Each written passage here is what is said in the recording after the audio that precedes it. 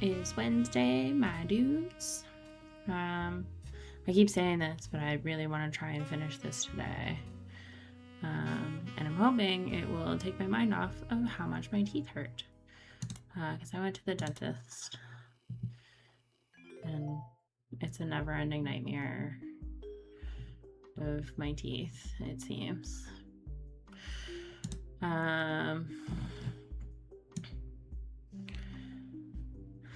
We've got one person, I think, locked in. Or not locked in, like complete. We've got a buttload that we need to work on. Well, we got this guy too.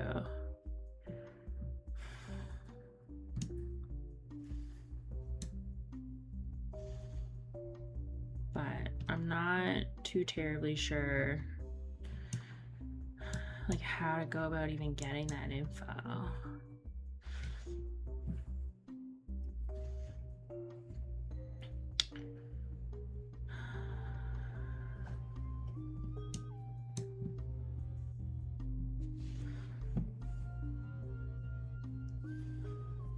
I guess we can try and work on Mr. Frank.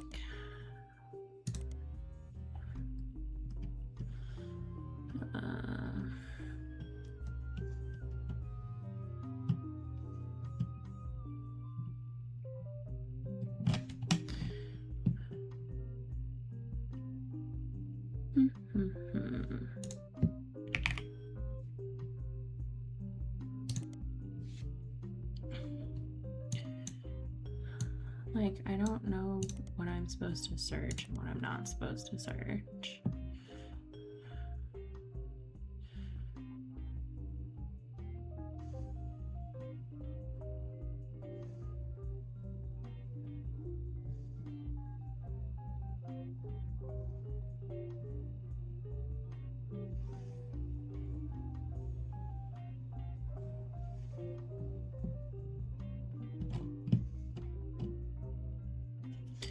And it's what, 99?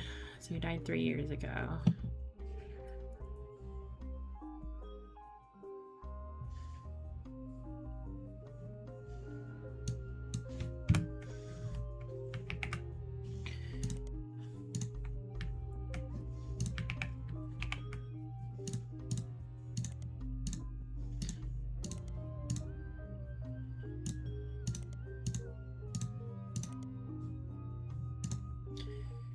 Nothing in Miami. He's not a musician.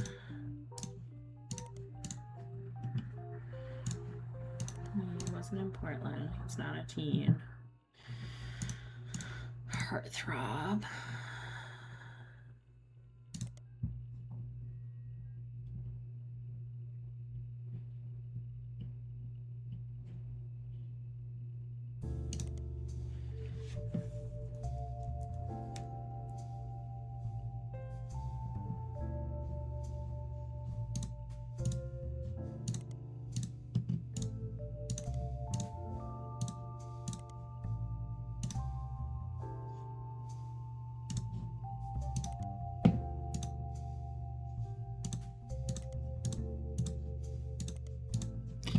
Yeah, there's like nothing.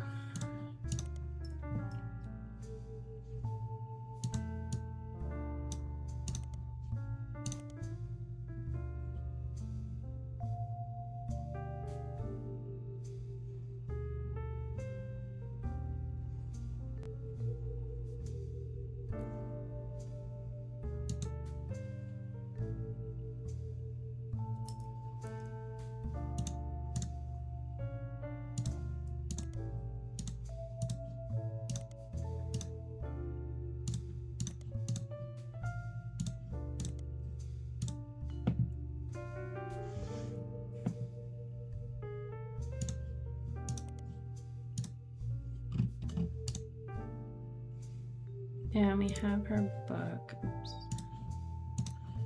Her book is Family Man. It's just propaganda.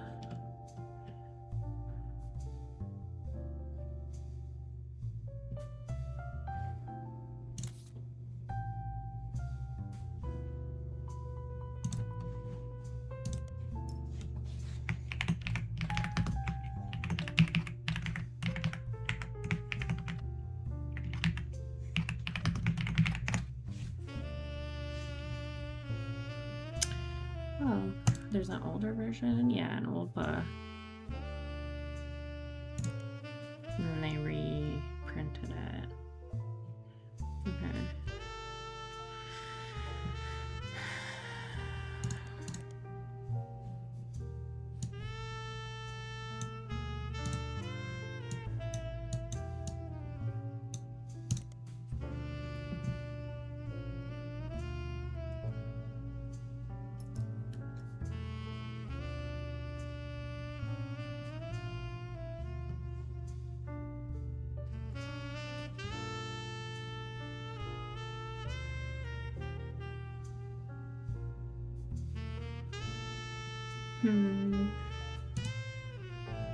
So older.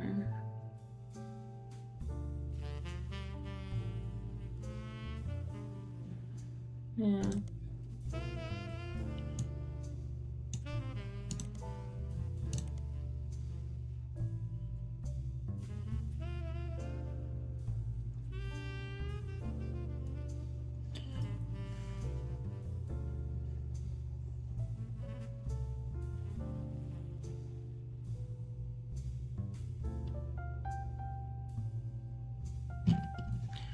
Yeah, Wildcat Construction.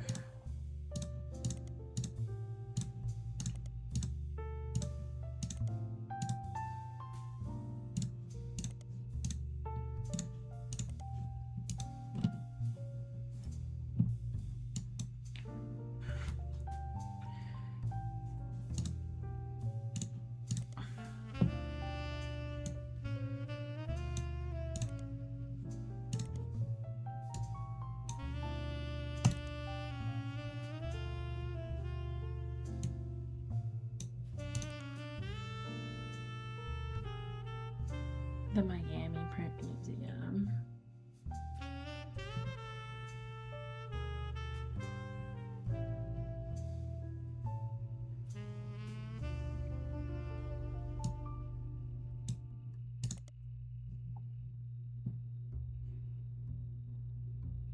Yeah, and then on second glance, it still isn't associated with my search.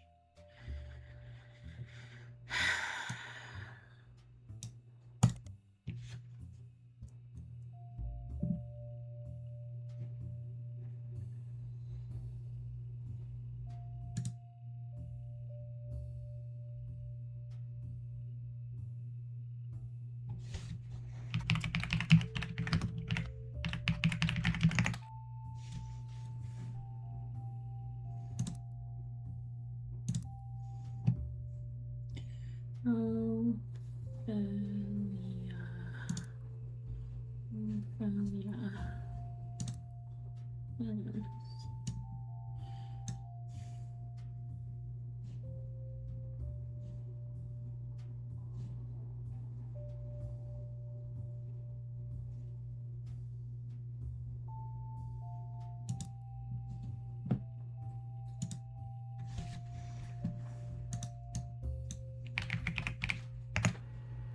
Oh, I looked her up before though.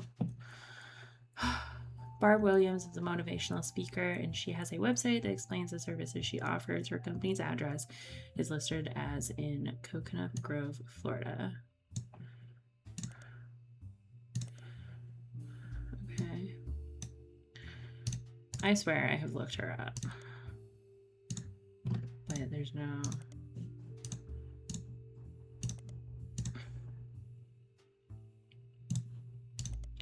No, nothing about her, nowhere.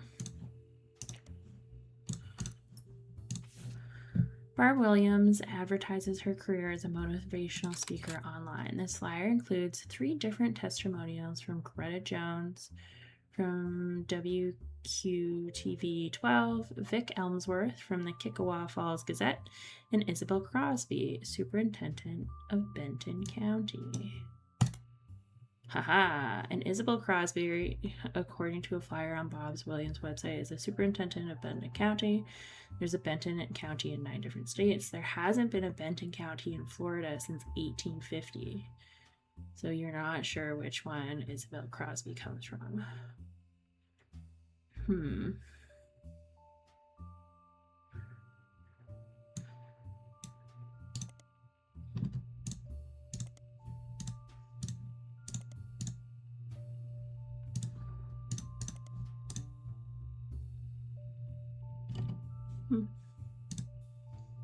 And did I look her up on this?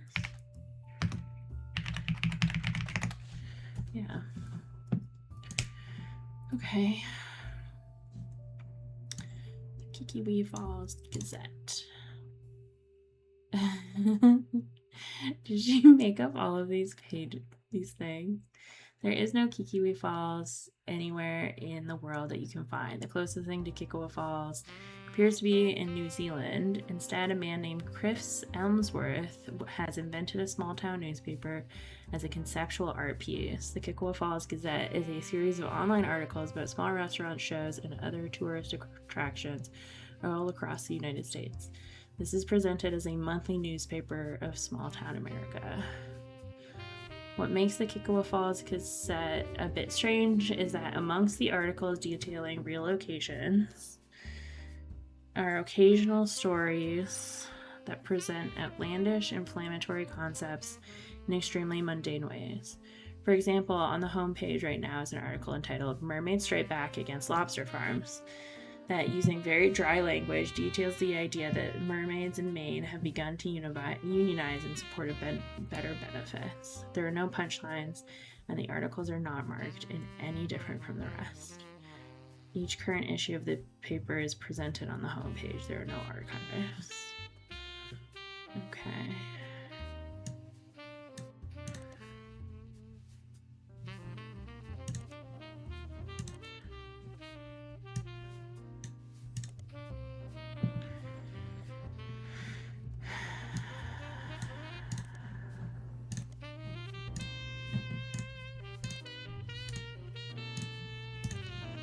So these are like fake people.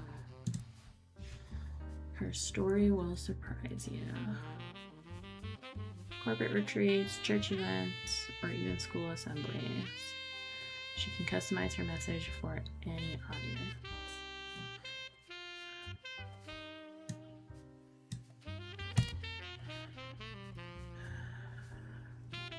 Greta Jones is, according to a flyer in your possession, the morning news anchor for a channel called WQV12. Fortunately, WQTV12 has no online presence whatsoever. You do find it listed on a giant list of television call signs next to the city Springfield, under the heading Effingham County. You may need to do a deeper dive on a specific city and state to see if any locals have discussed the news in that area. Okay, Springfield.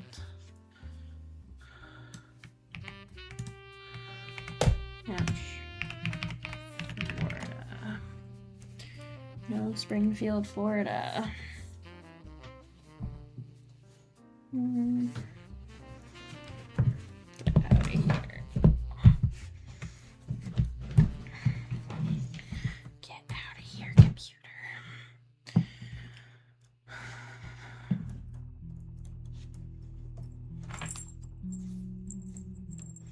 My wife has texted me. She's been away for so long.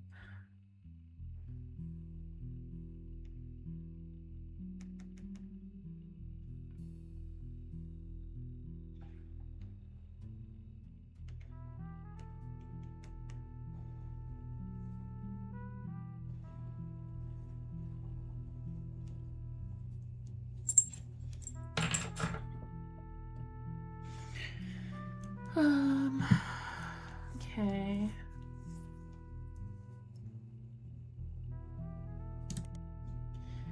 Effingham County is the name of two different counties in the United States. One's in Georgia, the other one is in Illinois.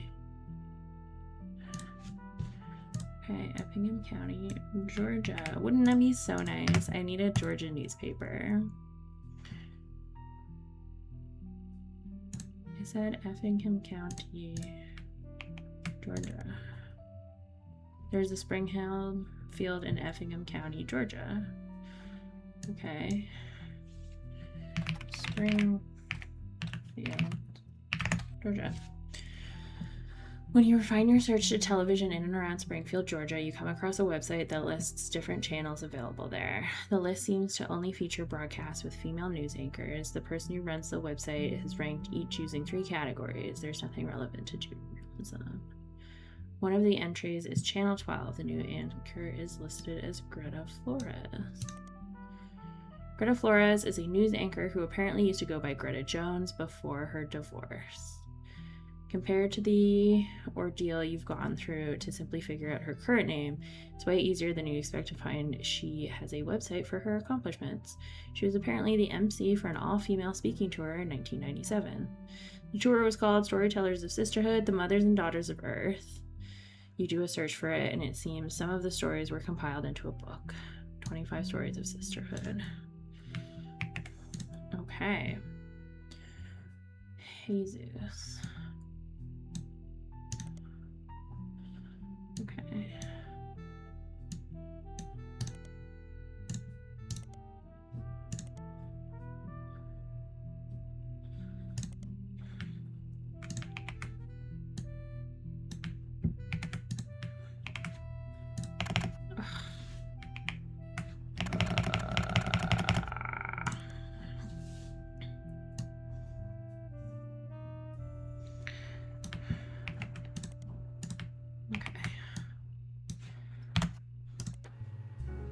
All right.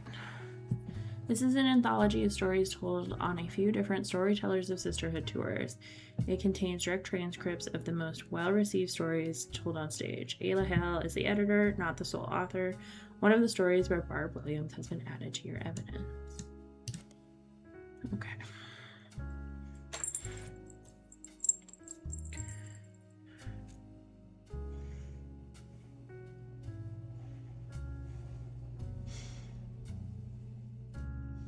No. My wife's on tour.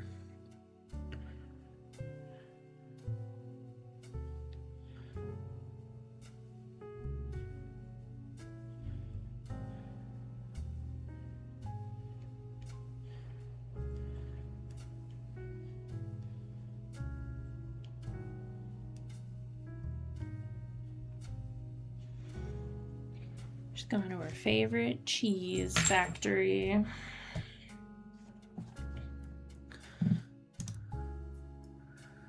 Okay. Barb Williams had the transcript of a story she told on stage published in a book. The first part of her story focuses on two 16-year-old girls. My sister Sherry was a brat, always sulking, often disobedient, never on time. She borrowed things without asking and even ran away from home, only to sneak back the next day like nothing had changed. My daughter, Sharon, on the other hand, was a beautiful person. She had excellent marks in school, was intensely artistic and creative, and even volunteered at an animal rescue. She continues to tell stories of the two girls until she shifts the narrative. What was the difference between Sherry the brat and Sharon the beauty? Is it nature, nurture, a better education, different opportunities? The answer is nothing. There was no difference because my sister and my daughter are the same girl. Barb reveals that her daughter was the result of an unexpected pregnancy when she was only 15. I met a boy at a county fair. Unlike us, he lived in the nice part of town. He went to the good school. To a teenage girl, it felt like a fairy tale. But there were boxes all over his house. He was moving in 3 days. Those 3 days were heaven to me. The final night, he surprised me. He told me we could actually see me again soon. He planned to return to visit his grandparents. I thought I was giving him a reason to keep his promise. I never saw him again. And when I finally got desperate enough to ask around, a friend of a friend told me he hadn't even given me his real last name. Barb also talks about when she found out she was pregnant. I was convinced my life was over, but my parents, they took charge. I had to live at home and work a part-time job, but they removed the burden of motherhood. I managed to scrape out an English degree, and as far as my daughter was concerned, I was her much older sister. Barb uses the story to come to the conclusion. When I was younger, I thought my sister was the brat, and I wasn't wrong, but she ran away from home to work at that animal shelter. She borrowed my clothes for presentations at school, and her creativity allowed her to open up Sherry's hair. It took me far too long to realize the beauty was always there too. In fact, the brat and the beauty exist in all of us. It was my inner brat that kept me blind to the truth, and I'd like to say it's the beauty in me that's finally able to see what I was missing. I implore you to call upon the beauties in yourselves whenever the brat tries to take hold. I see. Okay, so I do have Sharon right. Put this photo. Sherry's hair. There's a Sherry's Hair in Orlando. The owner of the business is listed as Sherry Yastrzemski. Sherry has a large fan and on weekends can bring the style of Brittany, Christina, or even the Rachel to your door. The About Sherry section is very, very long and presented as one paragraph with multiple run-on sentences and no pictures. You get the sense that if she were to do your hair, she'd be doing a lot of talking. She mentions that her husband, Pete, was her late husband's college roommate. Okay. She and he had never spent any significant time together until she became a widow and they built a charity together. They left the charity behind because it was growing beyond their ability to run it. She also brags about her kids, Tony, Mark, and Cricket. Her oldest, Tony, seems to get the short end of the stick. His 2 listed accomplishments are that he's the oldest and he's a straight-A student. Mark, on the other hand, has multiple baseball accomplishments listed. Apparently his little league team is nationally recognized. Cricket York is near the end and has an entire section dedicated to her. She's an actress on a local television show called Liberty Library. The reason Sherry located from Miami to Orlando. Sherry, in addition to being hireable to come do your due, is a stylist for the show. The passage also mentions her agent recommended they change her last name to York since it was easier to pronounce. The rest of the section describes how she got the part, but it seems unimportant to my search. Okay. A lot there. Yastrzemski. Did she change her name?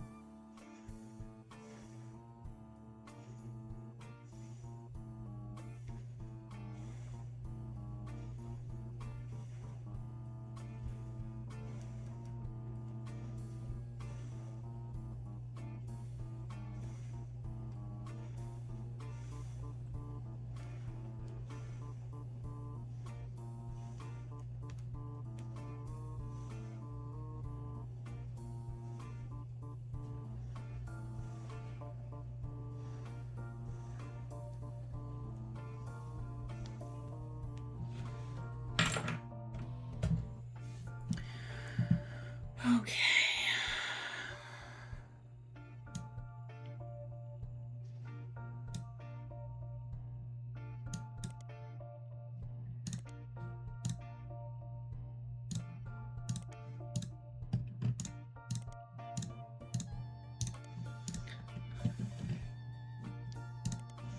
Okay. Sherry Yastrzemski.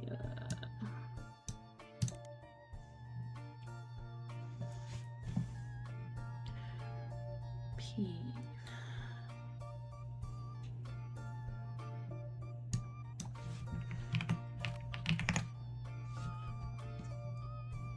Enter. Nope.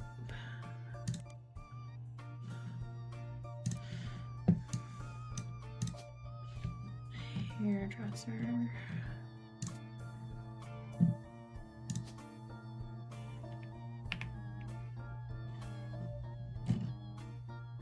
Oh, that's first name, sorry. Pete.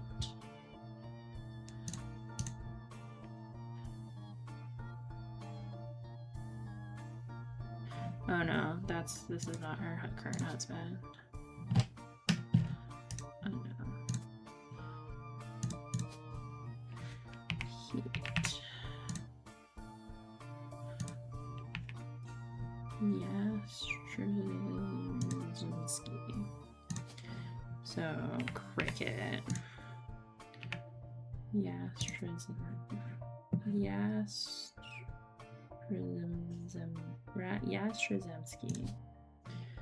She's an actor.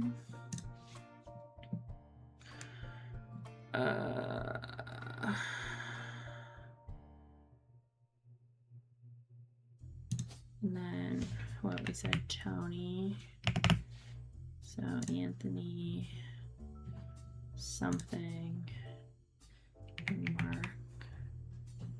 Which one is it? Mark or Mark?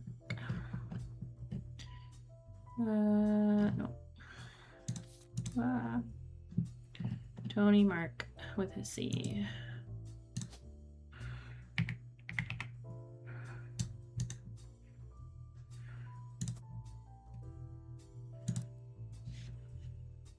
Student,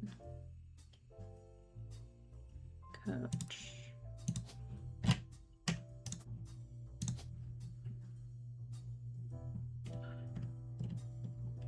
sports,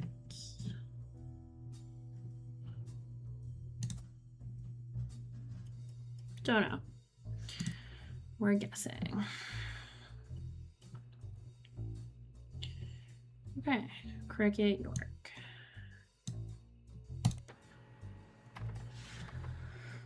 Liberty Library is a children's show filmed in a studio in Orlando, Florida. It has been on the air since 1991. In the show, multiple adults and children interact with different animal puppets in this small town called Liberty, or Library, I guess. Unlike some other popular shows involving non-human performers, this one isn't funded by the public. Instead, it's paid for by donations from businesses related to education. This includes textbook manufacturers like Corithmetic, Brewing Company says Educate to You, and a few other well-known publishers of picture books.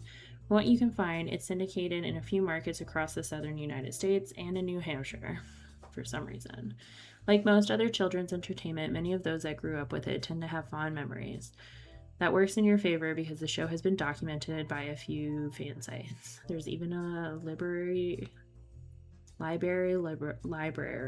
web ring, though it only has 3 entries.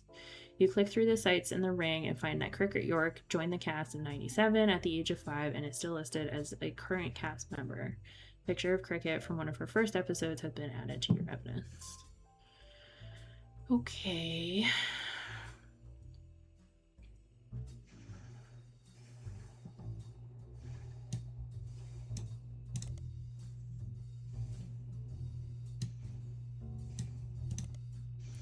A math textbook publishing company. They were in the news last year when a primetime news program did a full comparison of their 4th edition textbooks from 96 and their 5th edition from 98. Schools were complaining that the 2 editions seemed remarkably similar, yet Corithmetic was charging almost double for the newer edition than they had paid for in the previous books. The news program announced that between the 2 books, there were only 16 total changes. The most noticeable was that the cover was changed from a picture of a water droplet creating concentric rings on a lake to a close-up of a feather. The other 15 were all instances of changing 4th to 5th.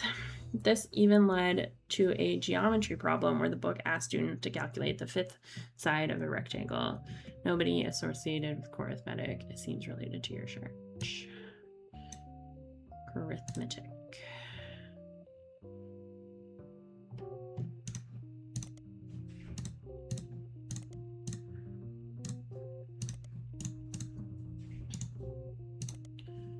Okay.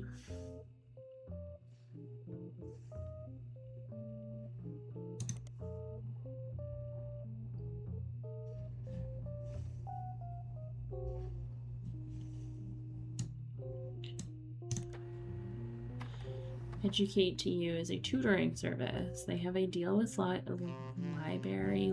Library and feature some of the actors from the show in pictures on their website. According to the site, they actually provide tutoring for all of the actors and actresses on the show to accommodate their shooting schedules. Included is Cricket York, who is seen in a photo labeled Cricket and her brothers ready to learn from one of her talented tutors.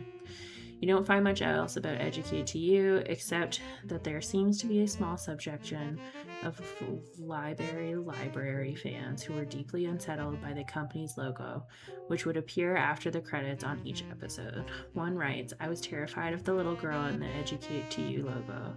She looked like some kind of demon doll, and I'd race to the TV every day to switch the dial before her creepy laugh came on." Okay.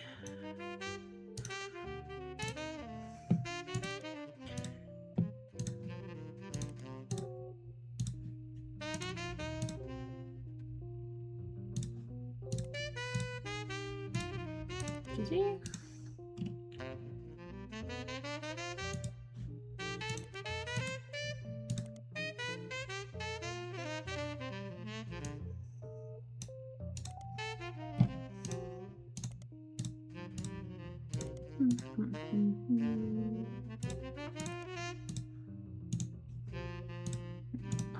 News time.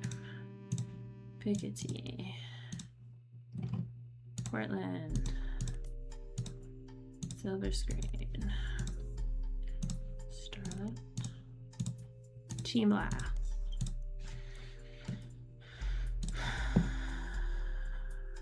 What about Cricket?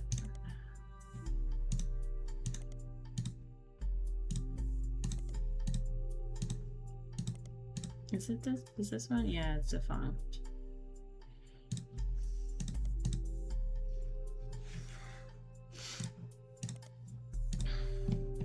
Okay. This is a promotional shot of Cricket York and the puppet Pooftail from 1997, which she was on a show called Library. According to the site you found it on, the theme of the episode tackled why some people needed glasses. Okay. Pooftail.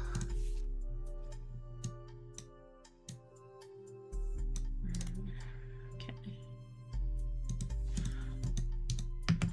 No. Library.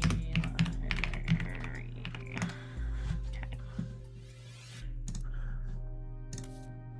And this one.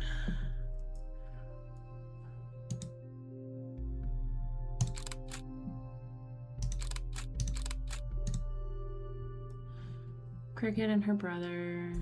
Yeah.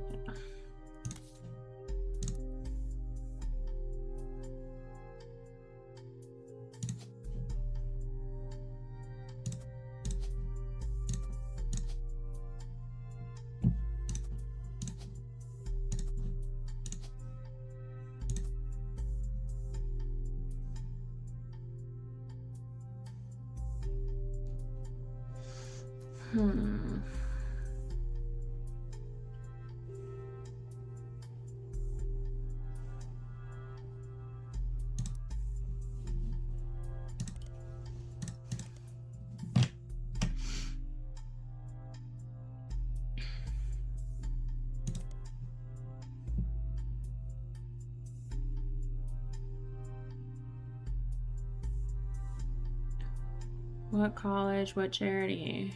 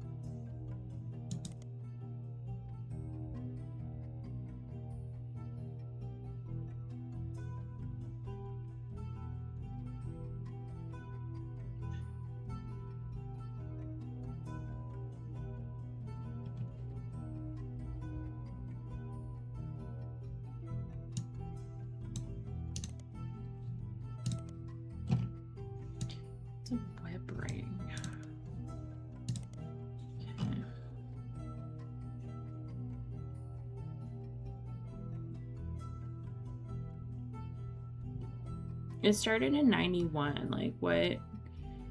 Who's grown up with it?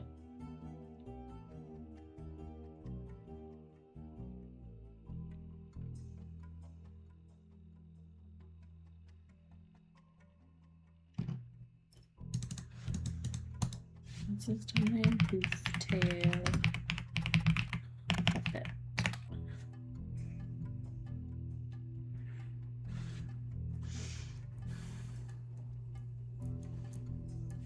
Okay.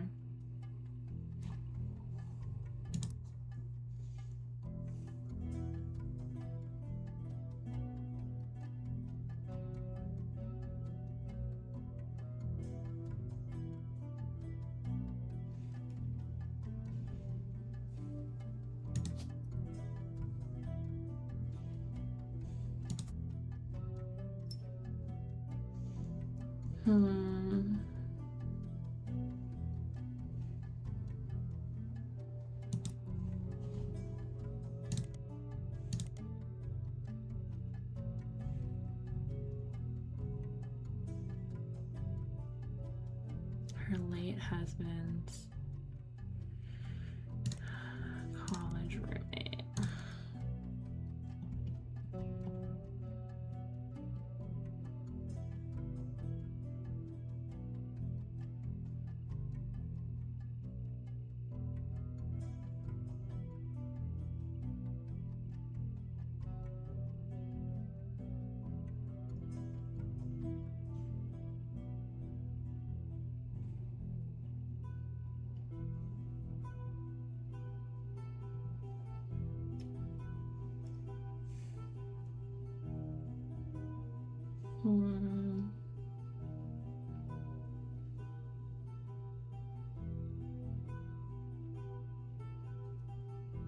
How do we get the charity?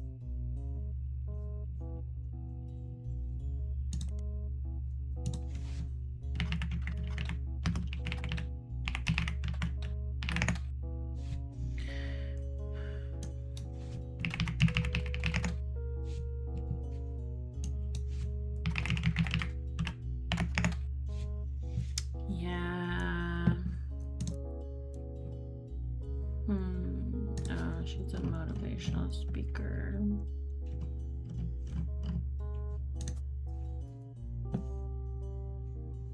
Well, we got 1, 2, 3, 4. I just need one more.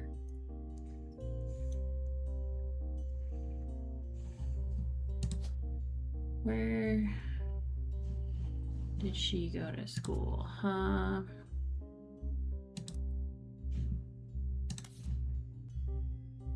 Riddle me this.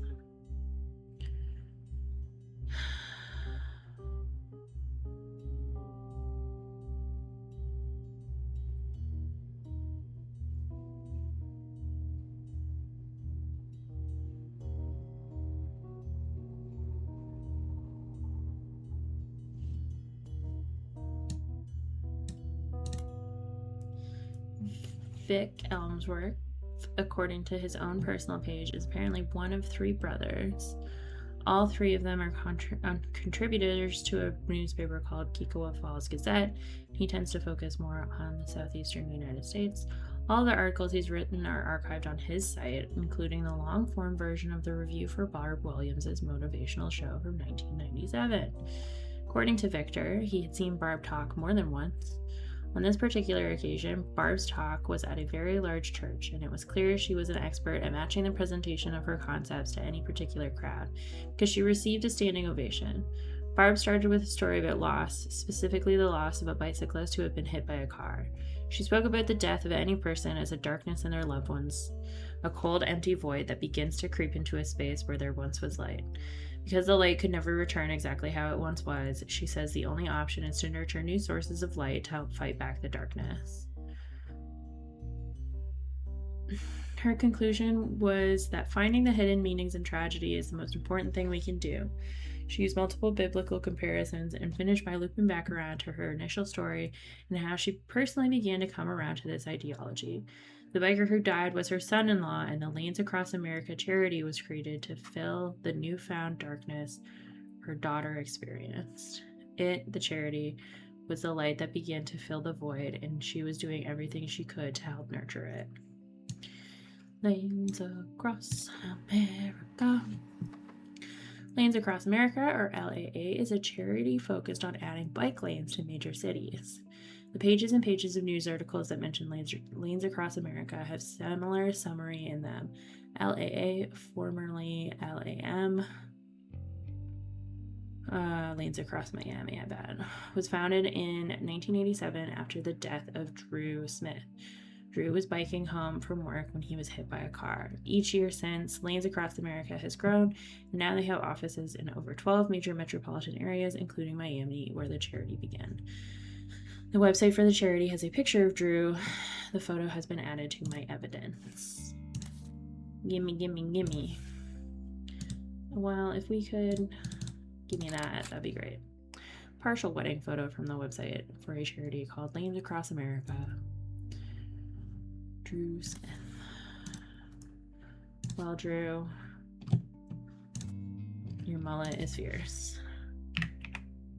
Drew Smith. Smith.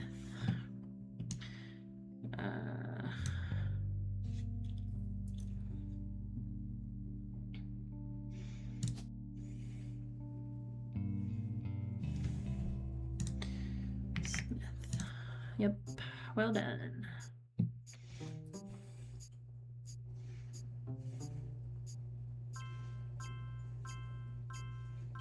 An achievement.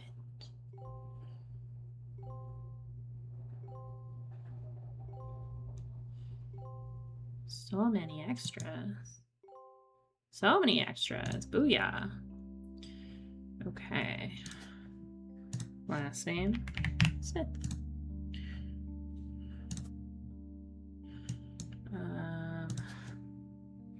We have another photo of this kid. We have another photo of her.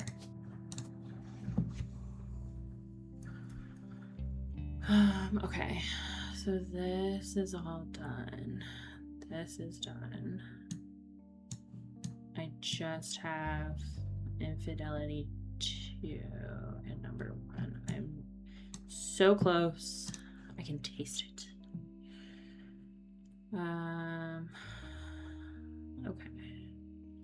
Drew Smith. Search. Yeah, okay.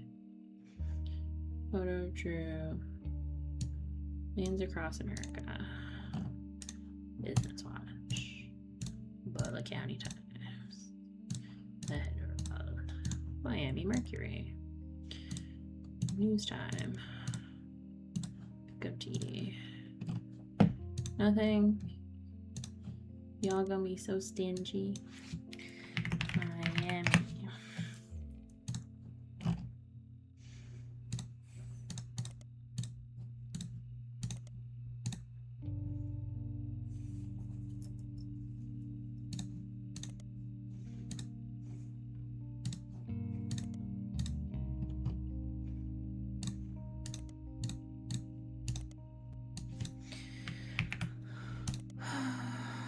Is there an obituary for Drew? Miami Mercury? No. Andrew. Okay. Sweet. Searching for lanes across Miami does narrow down the pages and pages of articles you found earlier to only those with more in-depth history about the charity. Find some additional information. LAM was formed in 87 and then became LAA in 94. It was founded by Sharon Smith after the death of her husband. Sharon had some other board members step down in 92, and the current leadership took over. One of the oldest pictures has a full uncropped version of the same wedding photo from the LAA website. Seems that after Sharon left LAM, they began to crop her and the rest of her wedding party out of the photo to focus solely on Drew, who is the face of the charity. The full photo has been added to my inventory. Lucky duck.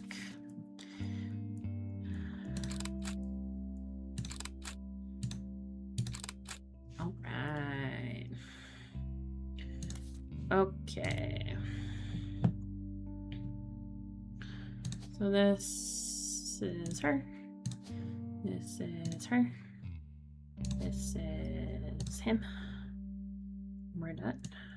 Ooh, we're so close. This is him. All right.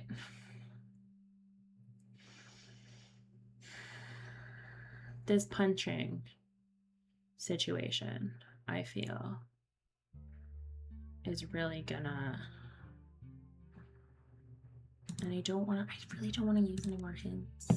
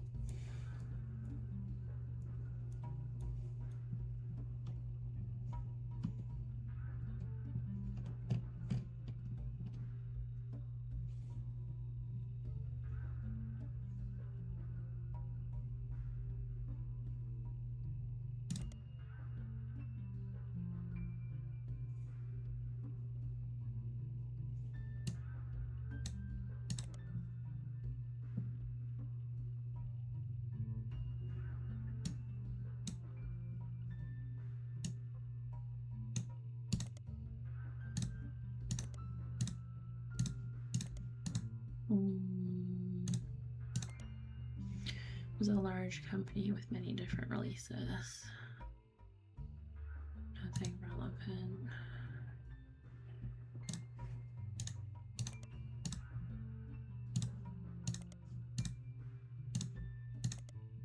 Okay.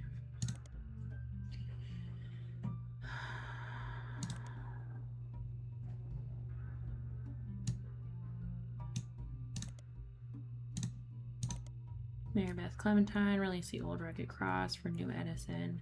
It was advertised quite a few times. Mary Beth Quaker.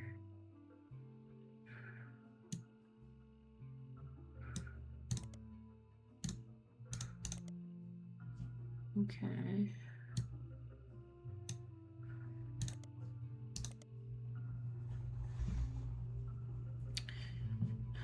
Most popular was he's got the whole world in his hands.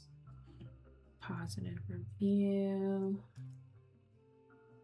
The old rugged cross. Okay.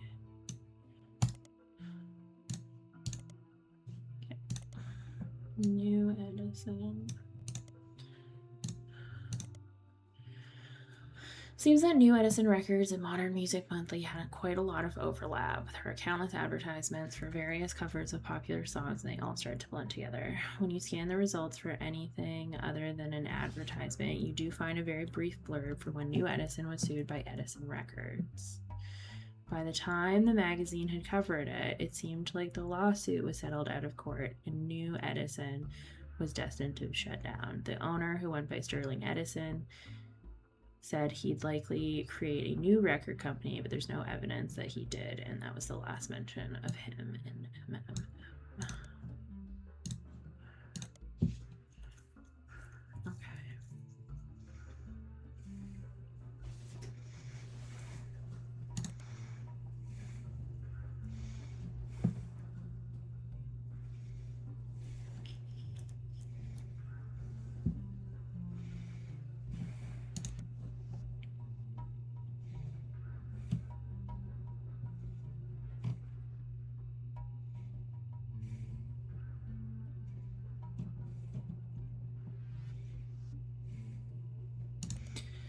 The basket baby.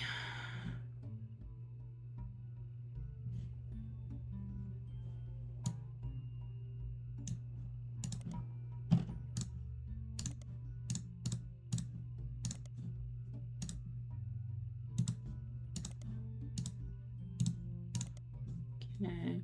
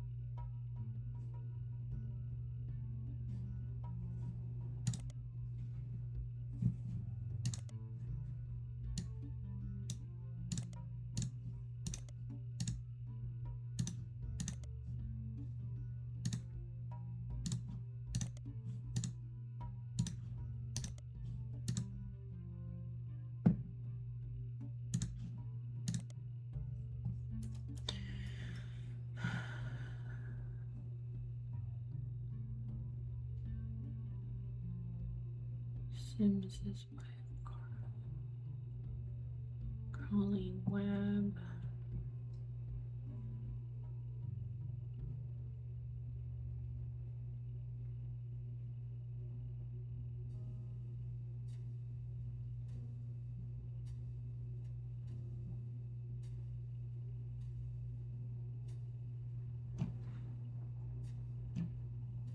Okay.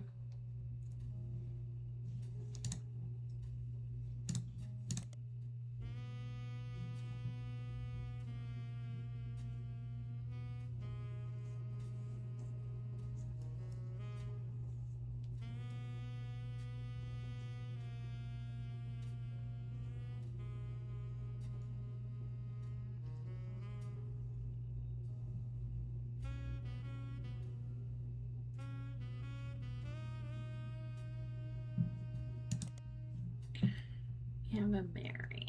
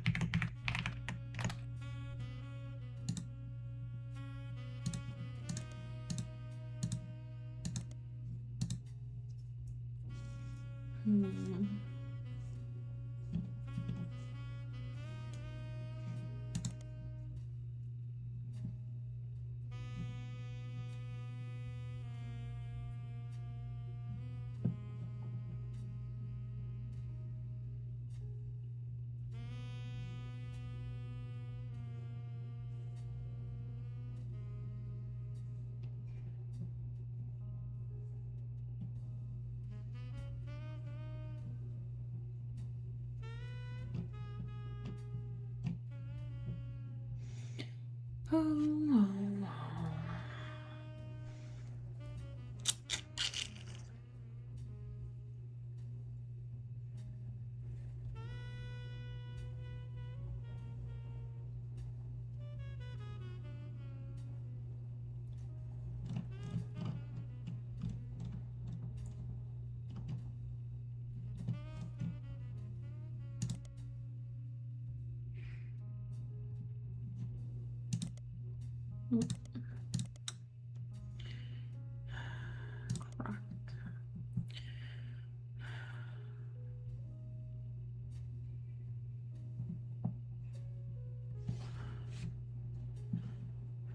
He's from LA. Is the basket maybe?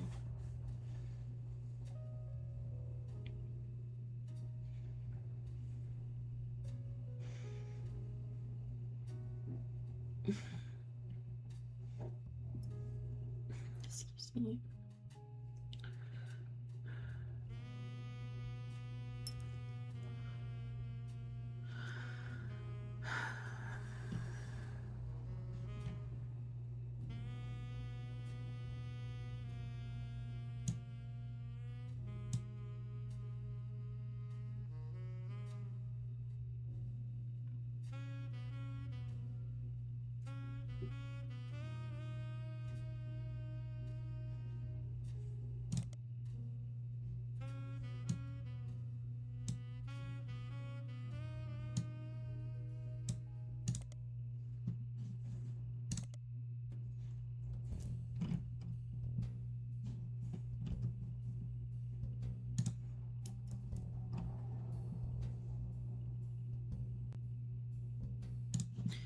I also meant this.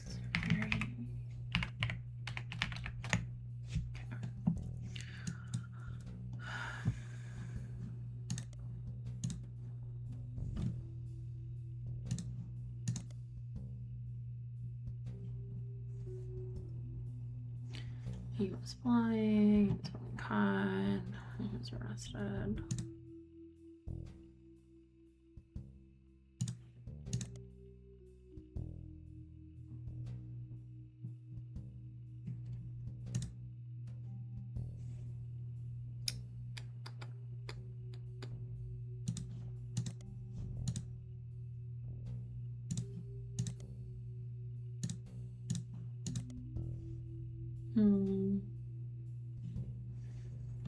I might need a hint.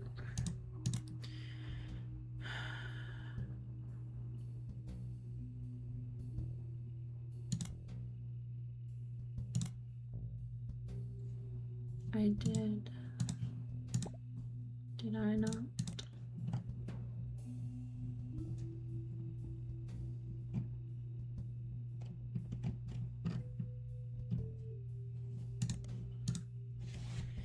Mary Webb.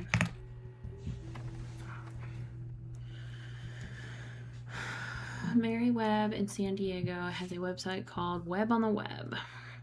Apparently, it's a personal travel diary that also doubles as an advertisement for her travel agency. She's a travel agent.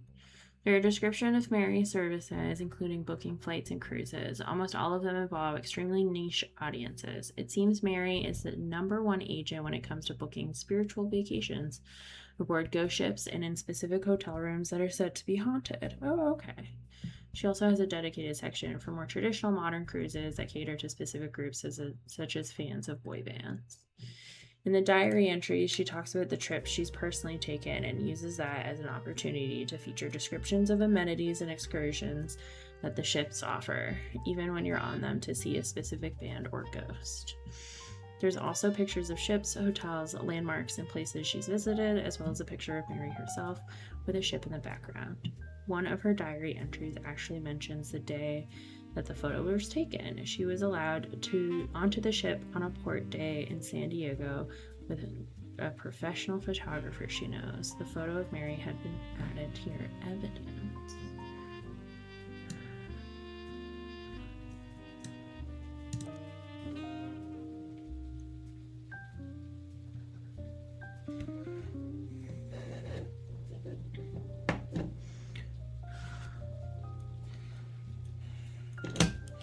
The hair is pissing me off.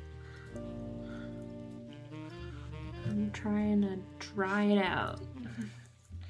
Because if I go to sleep with it wet, it's just going to get even bigger.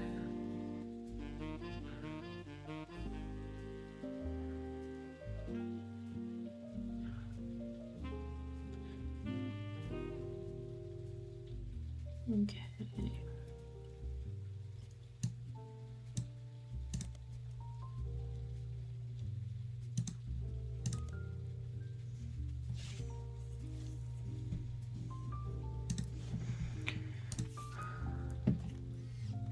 Corporate composition photography. Okay. Mary Webb from her website, Web on the Web, a paranormal travel agency. She's apparently found a niche booking vacations for lovers of the strange and unknown. This is a photograph of Mary in front of the alleged ghost ship from the 1800s. It was lost at sea and turned up without any crew several years later. Nobody knows exactly what happened, but fans love to tour it and come up with their own paranormal theories. A company called Corporate Composition Photography is listed on the left. Paranormal travel agency. What about web?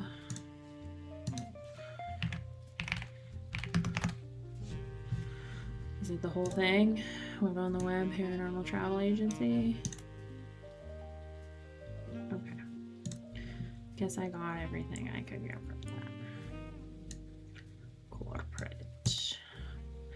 Corporate Composition Photography is a photography studio that was listed on a few different sites for businesses in San Diego. It seems to have been possible to hire them to take professional quality photos for businesses of all sorts. As far as you can tell, it appears to no longer exist.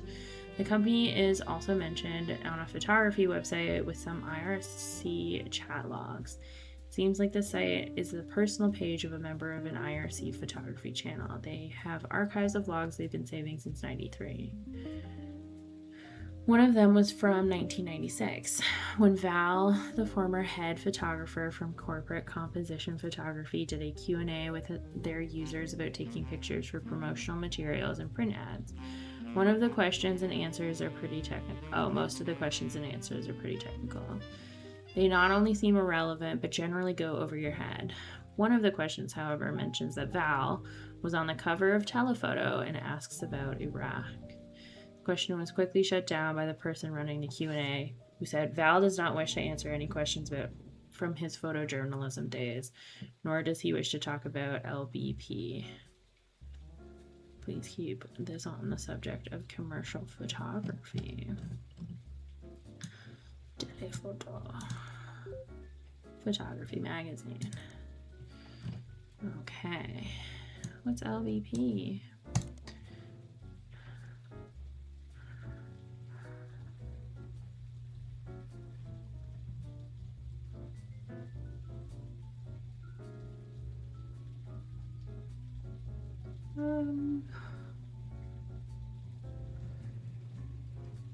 Lincoln Baby Photography.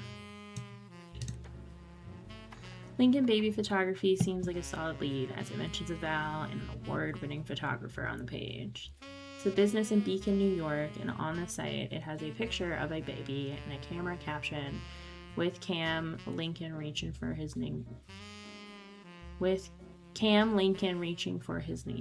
I guess he takes after his father, Val. Copyright 98 to 99. Okay.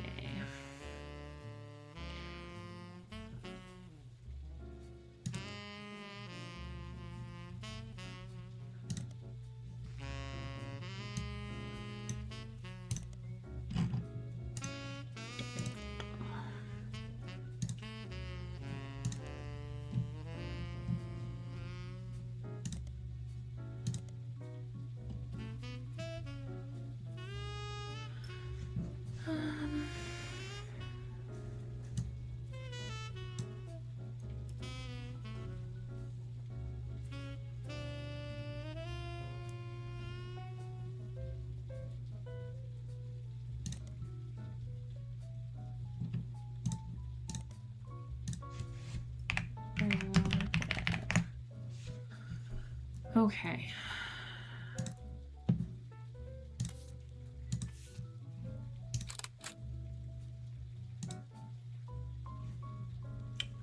Cam Lincoln.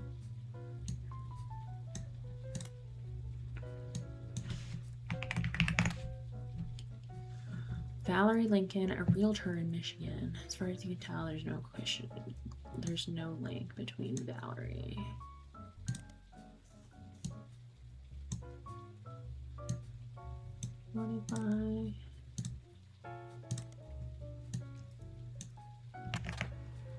Val Lincoln was featured in Telephoto. The cover, which featured one of his photos, is as well as portions of the article have been added to your evidence. Ooh, I think we did it.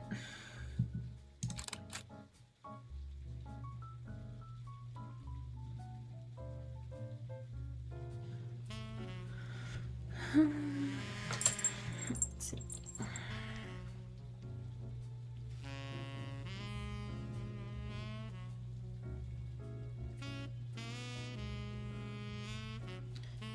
Pressy. Oh, me?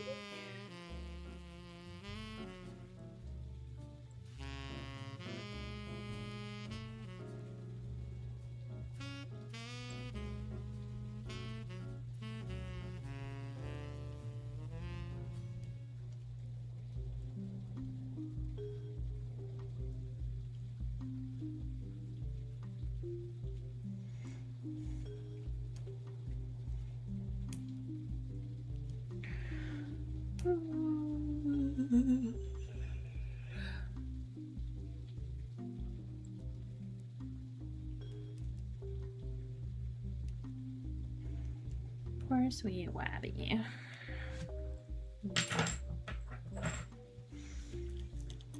Okay, I can't.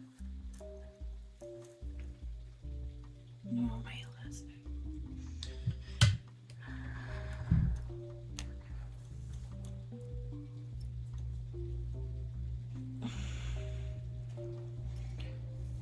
There's just one little baby hair touching my face. I'm gonna lose it. Telephoto is a photography magazine. This 1992 issue focuses on the photos of Val Lincoln, a photographer who went overseas during Desert Storm. He won the Scipio Award for photojournalism, specifically for the photo on the cover.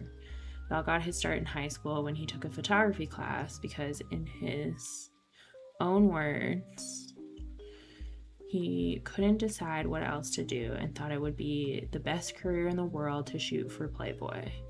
But he quickly found he had a knack for it and began to skip lunch in his free periods to spend more time in the darkroom. After graduating, he tried to pivot to landscape photography but didn't have any passion for it. I work much better when I'm trying to tell the story of a person or an object. He got lucky when a photographer mentor of his who was going overseas to cover the war decided to take a chance on him. Most people wouldn't call it lucky to go to an active war zone for no pay, but he bought my plane tickets, all my meals, and even pulled some strings so we could rush my passport. For someone that had never had a real job or even left California, it was a hell of a break. Val was only 19 at the time and shot the photo that won him an award the third night he was there. The photo depicts Lisa Clementine, who lost an arm in Operation Desert Saber. According to the article, women were not subject to direct combat, and Lisa was in a vehicle at the time. The vehicle had to pull over suddenly when the road ahead was partially destroyed, and she and a fellow soldier were severely injured by a landmine. Val says, I ran into Lisa just after her surgery and took this picture. Then, until she shipped out, I kept finding excuses to go back and take more pictures of her. I guess it was fate because that's the photo that won me an award and got me into your magazine and also led to my engagement. Just earlier this week, she agreed to become Mrs. Lincoln. Alrighty then. Nope. Okay. Operation Desert Saber. I guess I don't need anything else. Because I think that's it.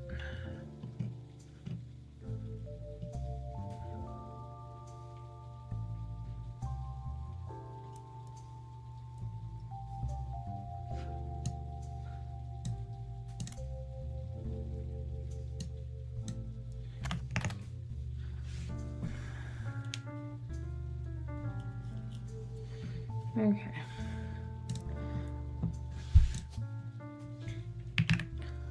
Lisa. Val. Lincoln. Cam. Lincoln. There's no. Okay. Extra photo, extra photo, extra photo. He's got his extra photo. She's got hers.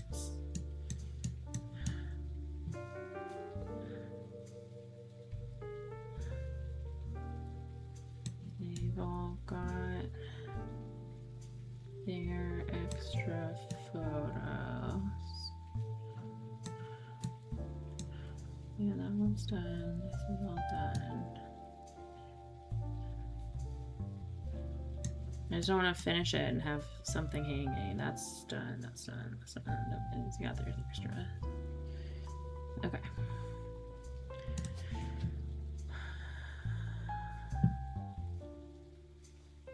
Mary. She's a travel agent.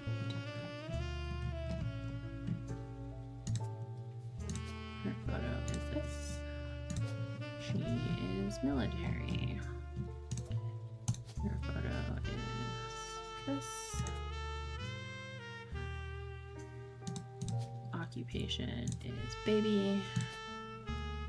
And that is a baby. What's missing? Housewife?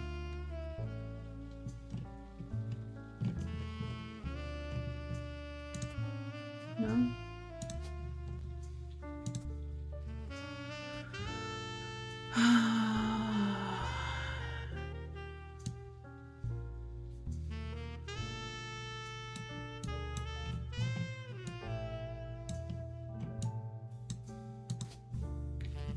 Stylist? No.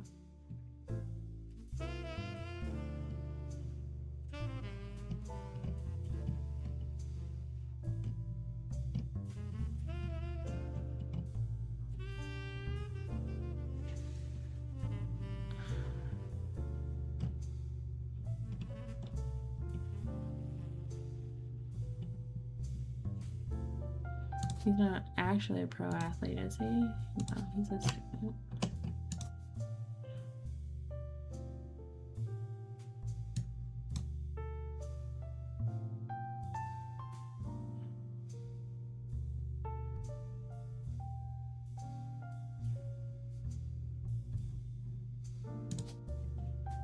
Is her last name Webb? No.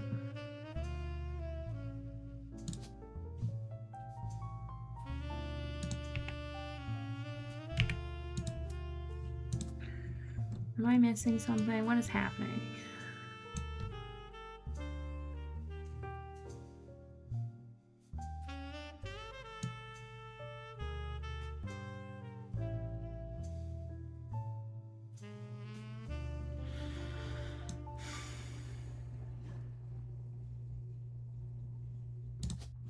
Are they stingy? No, it's Martha to see.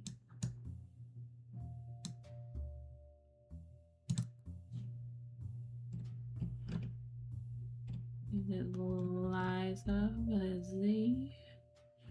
No, Lisa.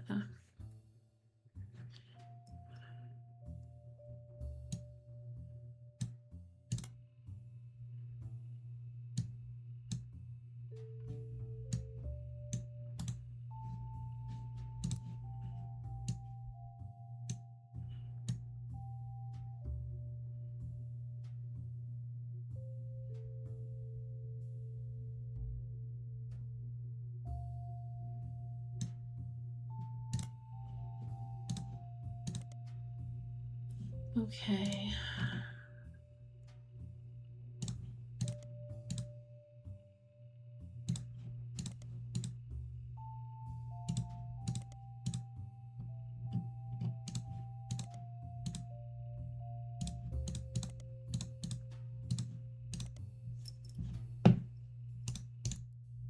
Well, Maybe I'm stupid then.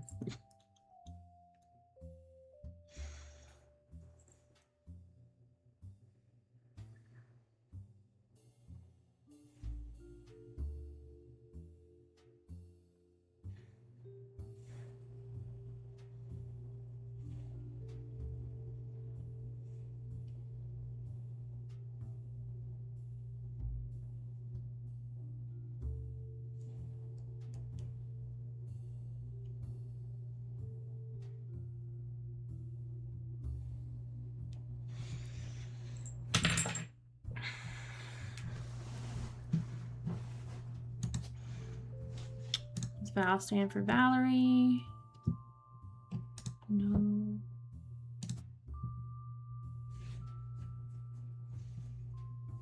She's not in the military anymore. I feel like that has to be the only thing.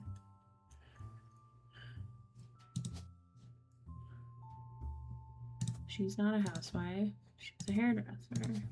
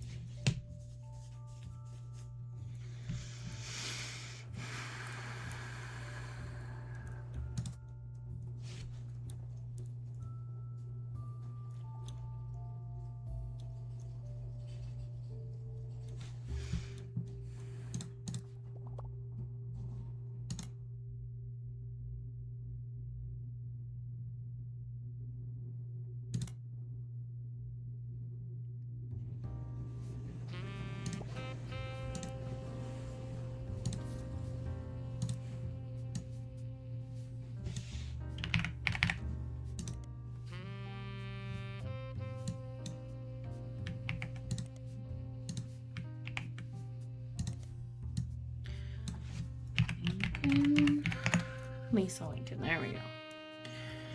According to a military website, you found an amputee who lost a limb in Desert Storm. She runs a support group for fellow veterans in Beacon, New York. She makes another appearance listed as a professor at West Point, the military college. She teaches classes that contribute to their environmental engineering major. Her short biography on the staff page mentions that she has a passion for the military from a very strong age due to erroneously believing that a family member was an Air Force pilot. While she later learned that to be untrue, her passion remained and she joined ROTC in high school. From there, she enlisted. After returning from Desert Storm, she earned her degree and relocated to West Point to teach a few years ago. Ooh.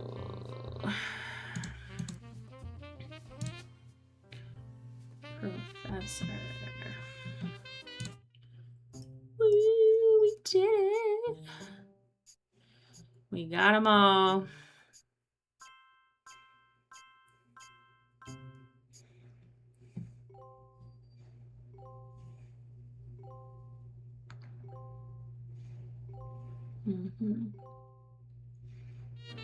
Booyakasha. And they're here together. I know you probably thought you were done. Yeah. Oh, I'm not done. There is another fucking envelope. Might have some pretty major repercussions on the family tree. Yeah, of course it will. Again. Also, there's something really strange happening. I can't explain it. Neither of us can. I'd call it a simple misunderstanding, but it's digging at the pit of my stomach. I just have a feeling.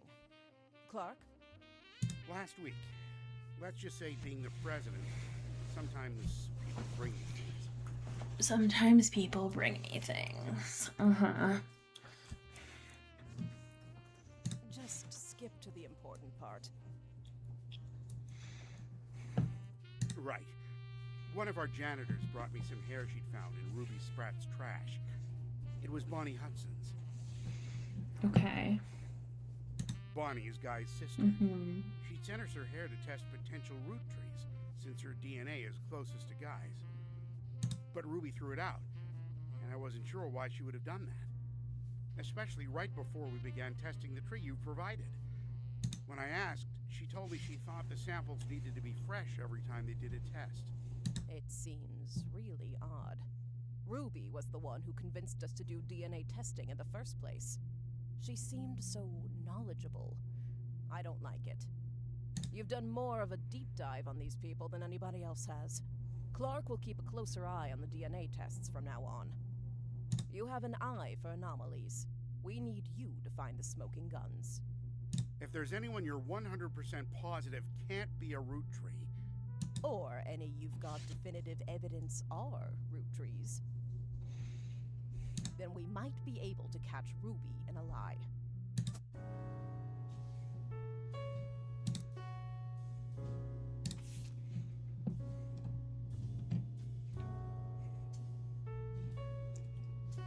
Okay.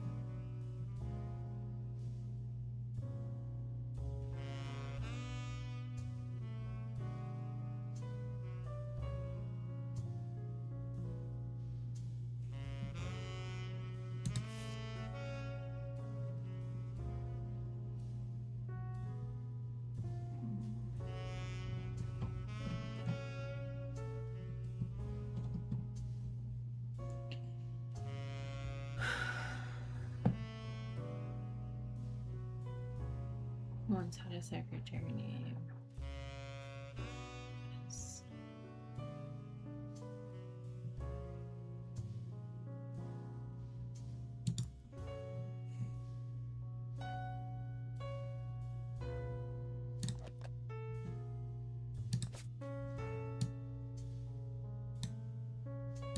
This kid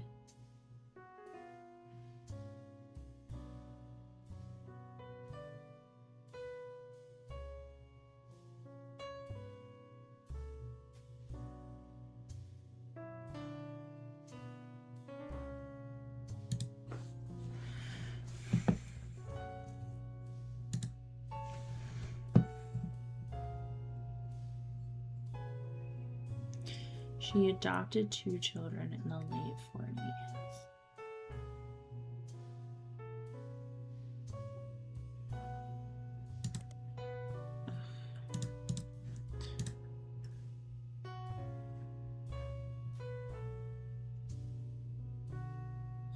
First visit from 1949. They welcome her.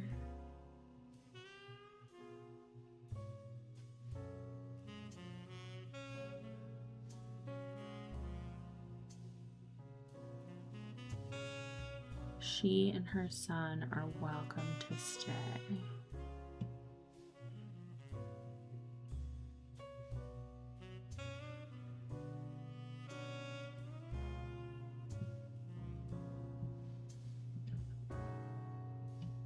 Yeah, and it was a basket baby in 1950.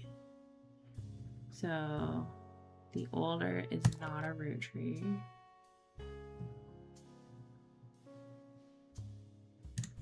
This one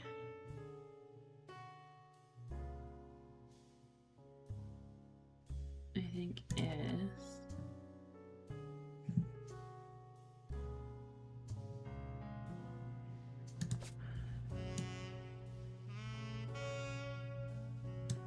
This one is a Rootree.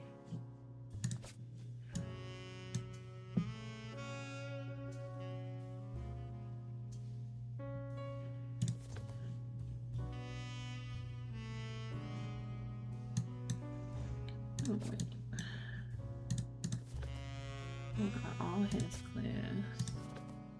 Got all his clues.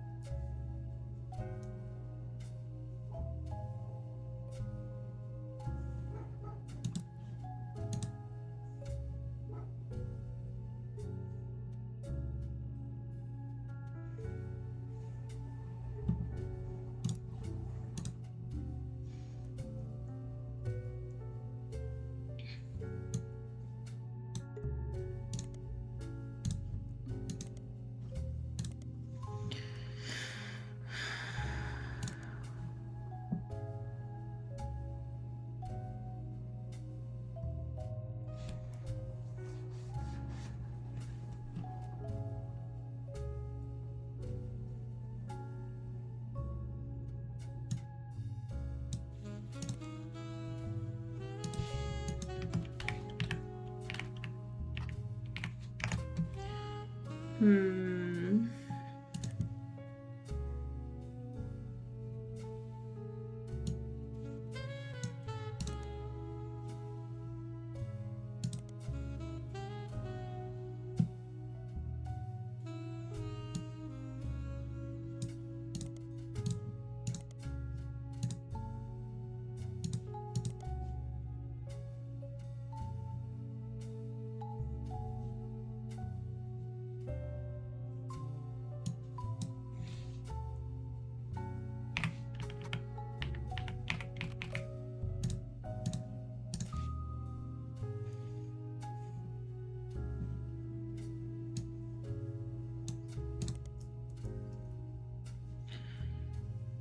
Going on a new tour.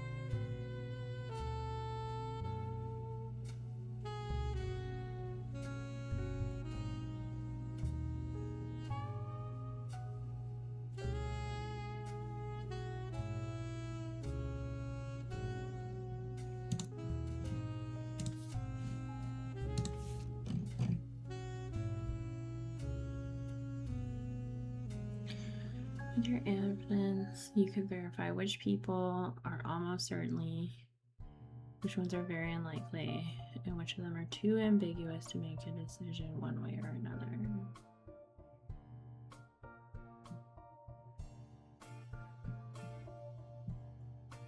Okay.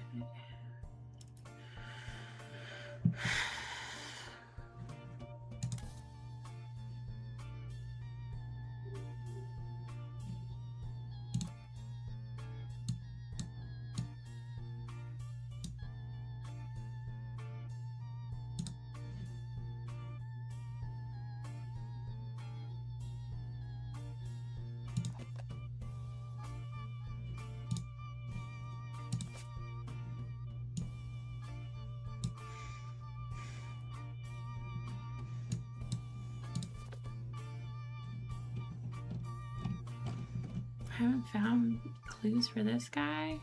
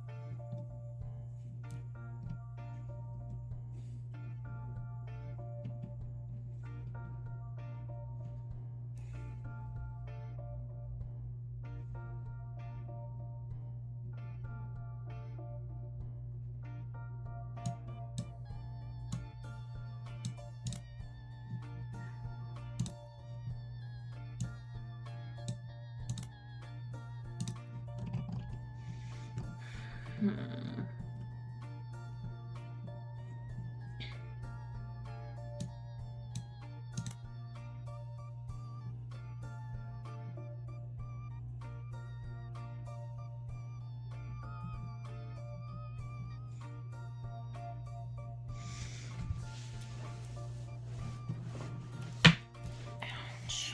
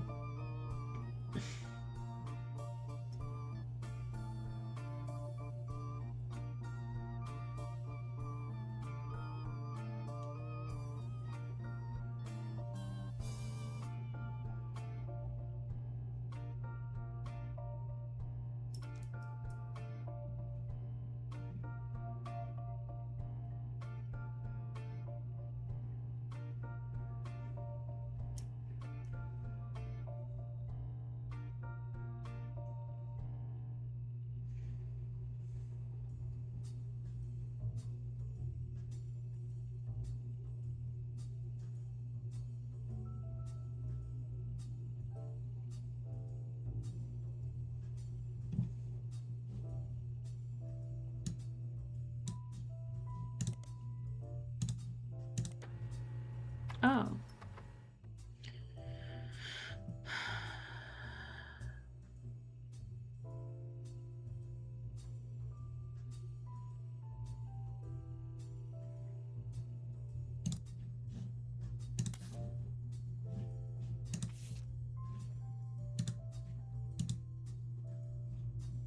Okay.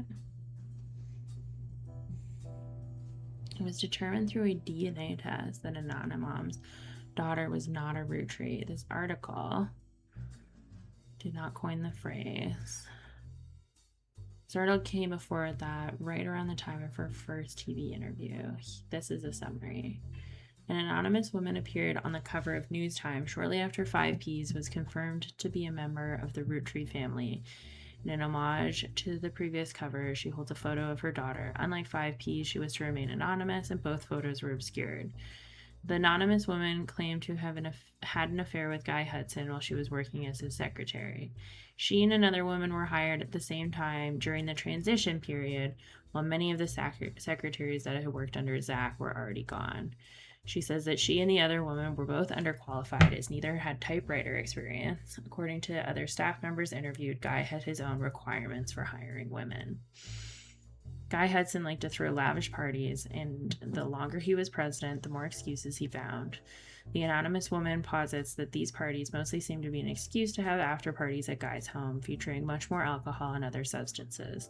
She claims she slept with him at one of these after parties. She confronted Guy when she found out she was pregnant. Guy didn't seem fazed, and they came to an arrangement. He paid her a significant amount of hush money on a recurring basis under the table. She used it to move away and start a new life with her daughter. When Guy died, the money stopped coming, and she assumed things had run their course. She went back to work at the department store and hoped that nobody would ever look too closely at how she paid for her house. She told everyone that her daughter's father walked out one day and never came back. She claimed that after seeing the fantastic article in News Time, she realized that she wasn't the only one this happened to. While she never worked at the Roottree company at the same time as 5P's mother, Joanna, their stories seemed eerily similar, and she knew Felix was telling the truth right away. The article presented no tangible evidence of the anonymous woman's time at Roottree, and all of the payments were allegedly made in cash. However, using details that she provided to News Time, their reporters were able to reach out to the other woman hired at the same time, who also remained anonymous. They successfully fact-checked the timeline of both women and confirmed the existence of the infamous after-parties. 5P's case was strengthened, and the news story was subsequently published. Okay.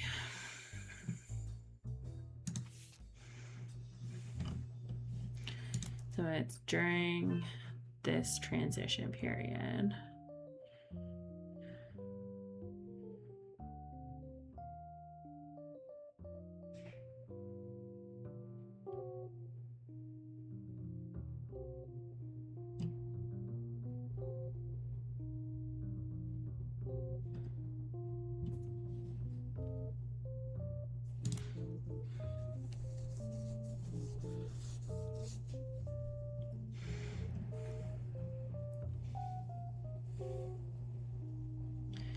Beatrice Watts and Corrine Schwartz. Corrine Schwartz is the other one.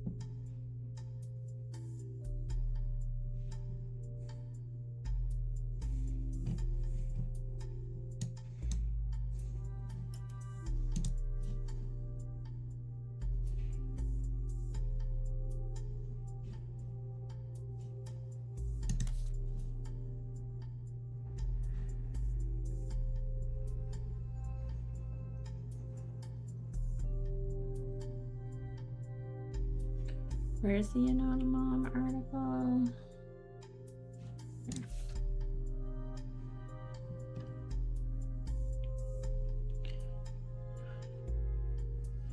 She and another woman were hired at the same time.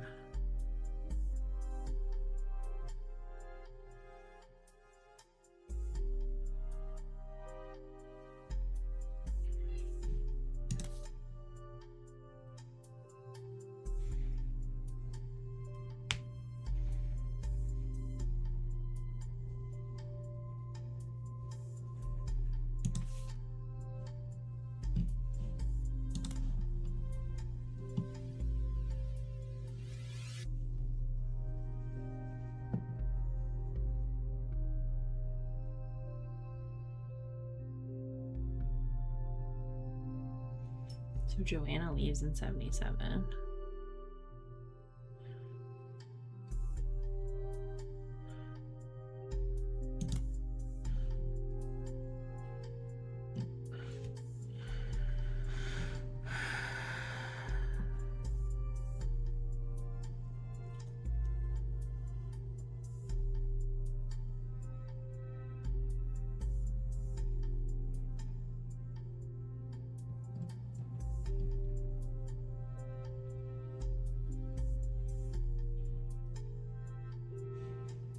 Beatrice.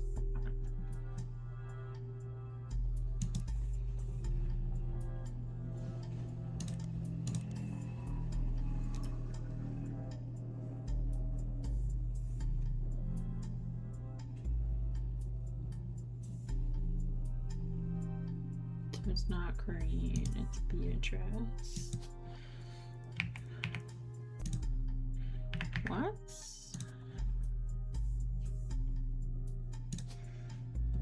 Retail. And why I have to find photos of them.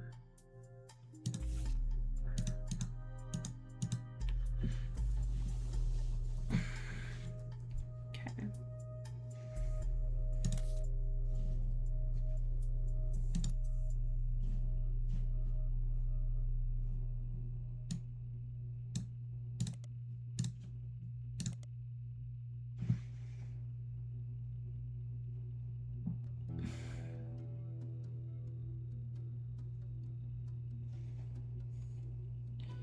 Was Courtney May?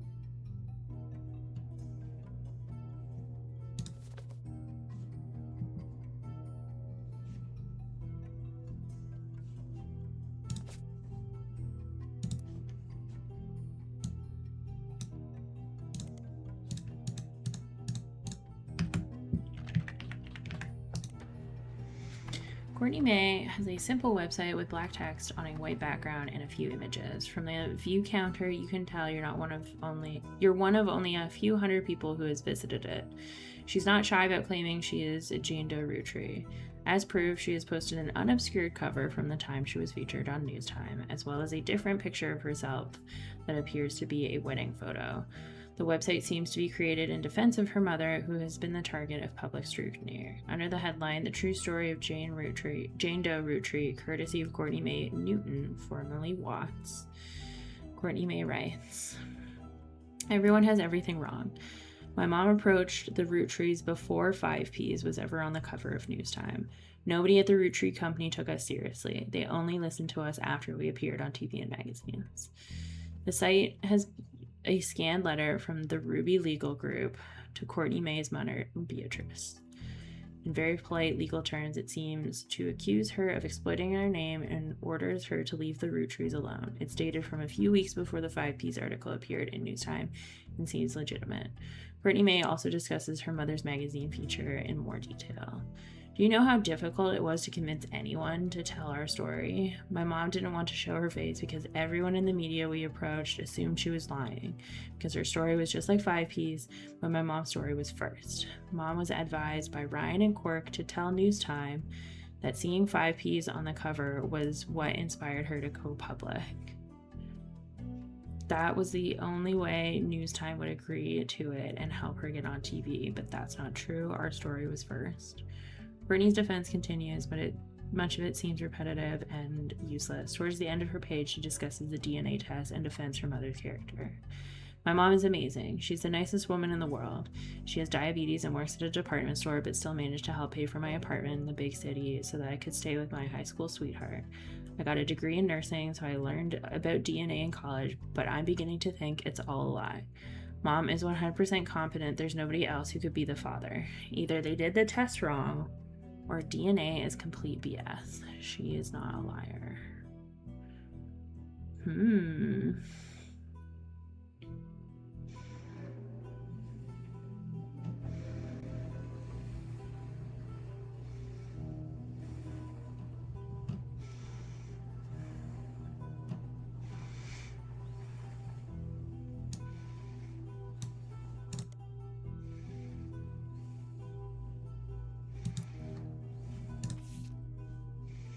Courtney May and Danny together forever.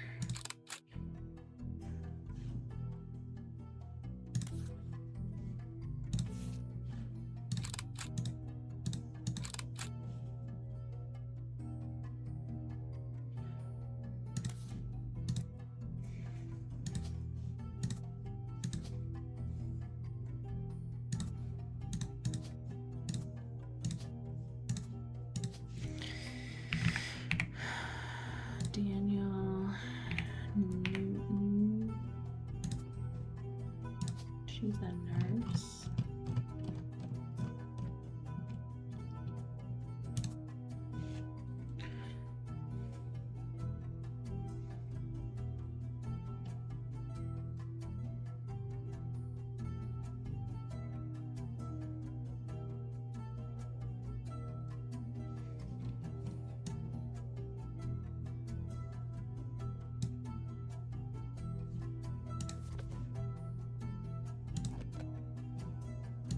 I think he is. There's no evidence.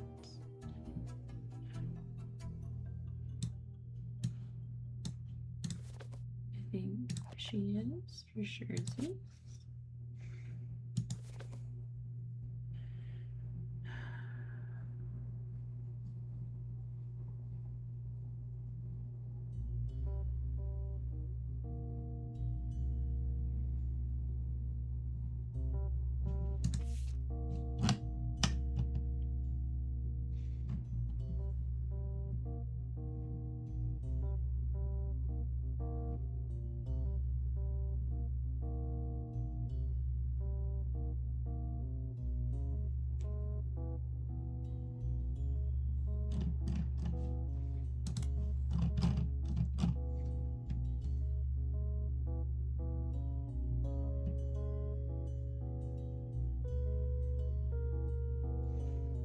Hmm. 1, 2, 3, 4, 5.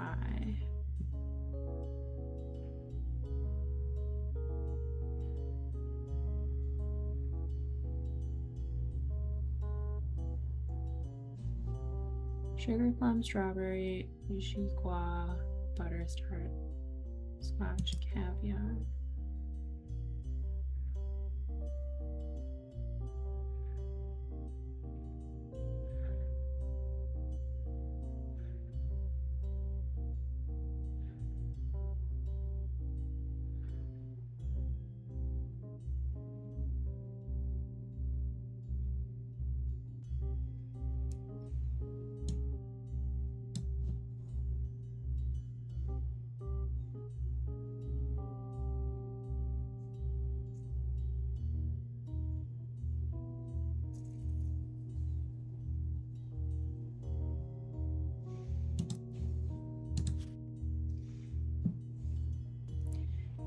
He's 18.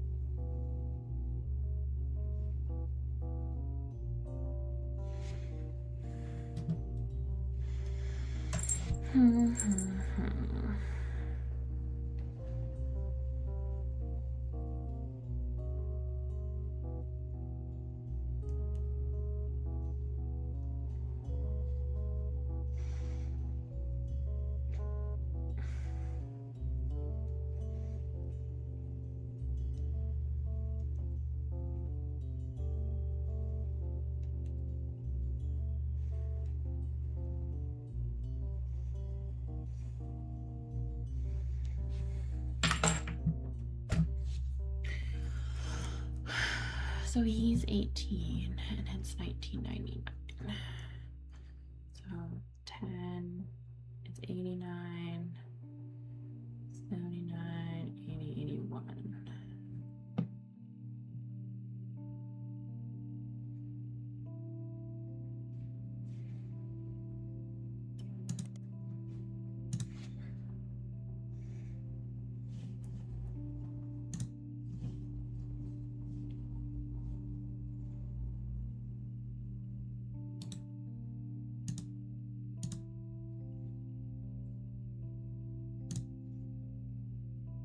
Report, you're a bot.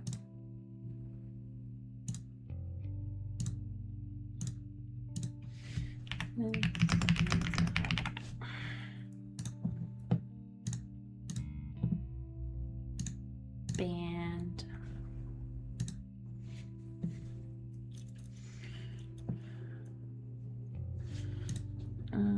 Brazil.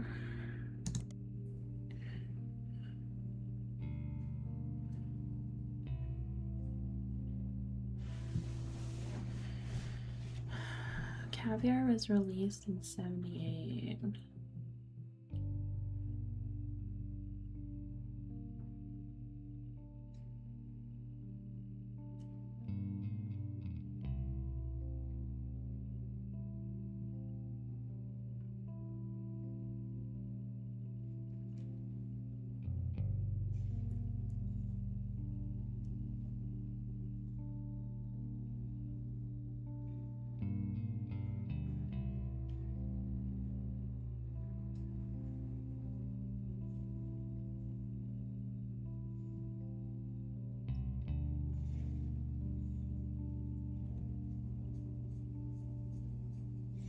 So she's pregnant at Christmas.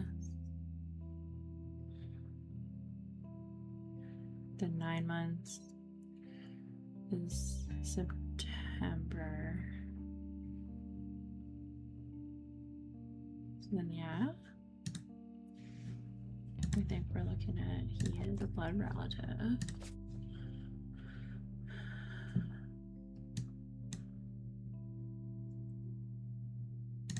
I think these are both, because that guy vandalized the school over it. I think one of these is and one of these ain't.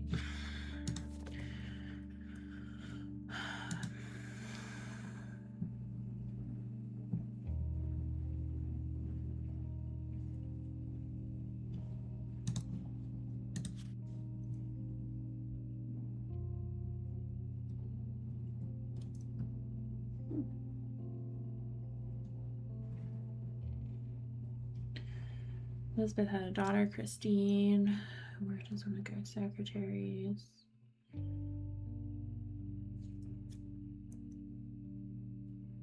He met and eloped. Yeah.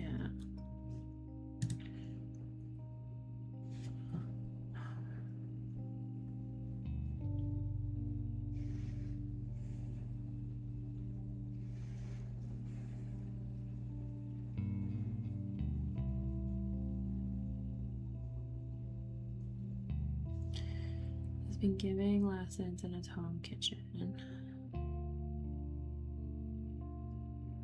in 78.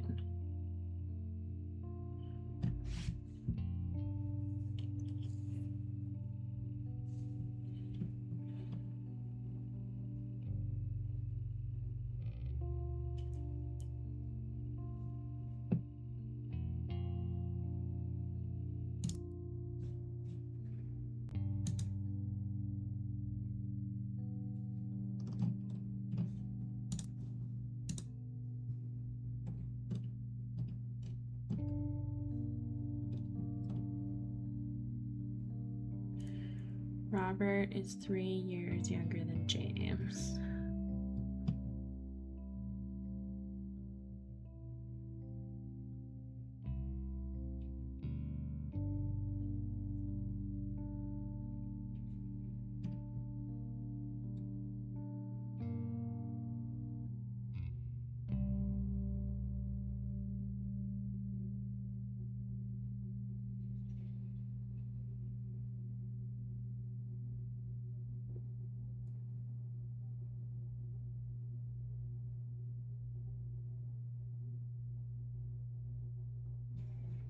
Secretly named after them, sorta.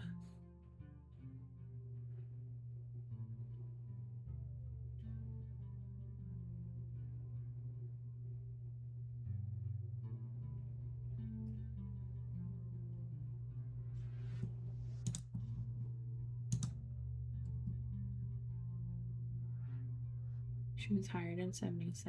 She left in 77.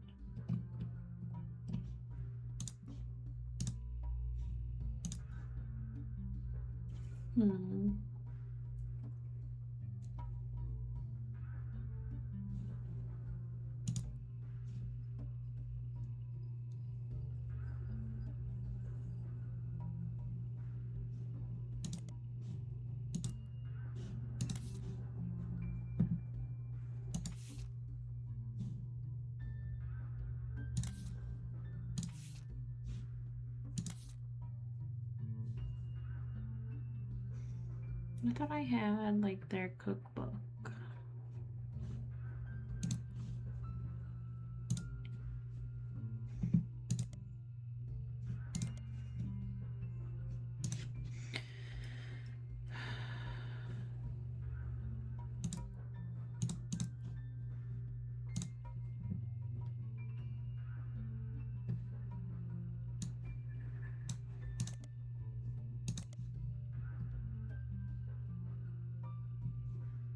Kitchen tale.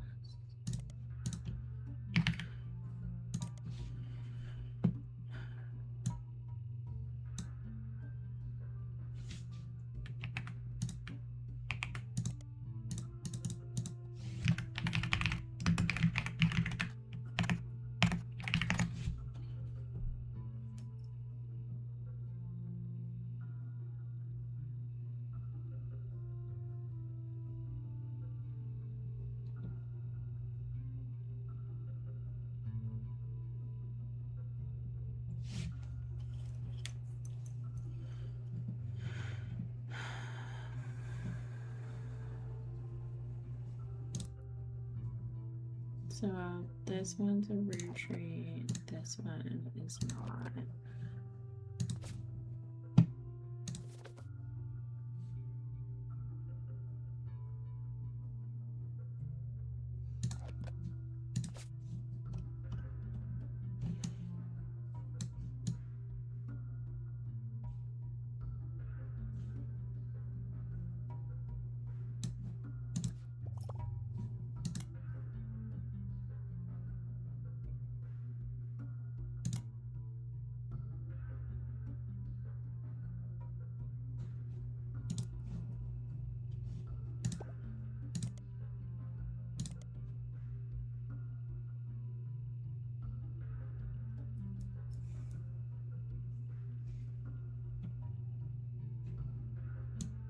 Ruby Legal Group. Yeah, that's not.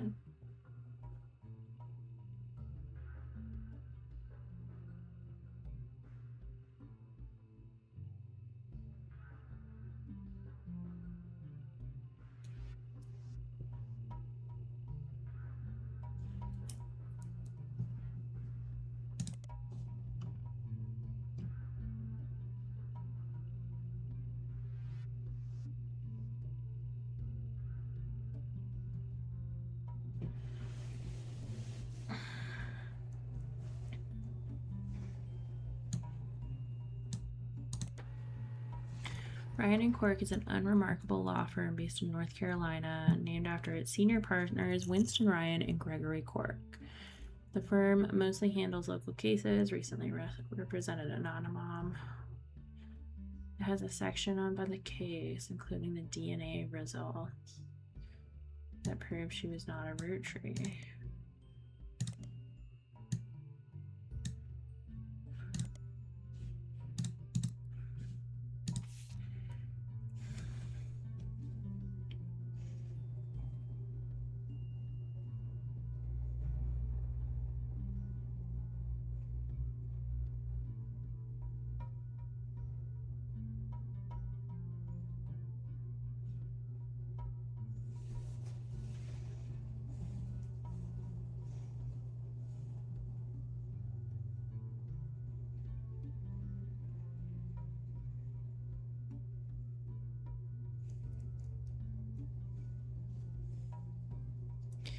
DNA from Jane Doe was tested against Bonnie Kellogg.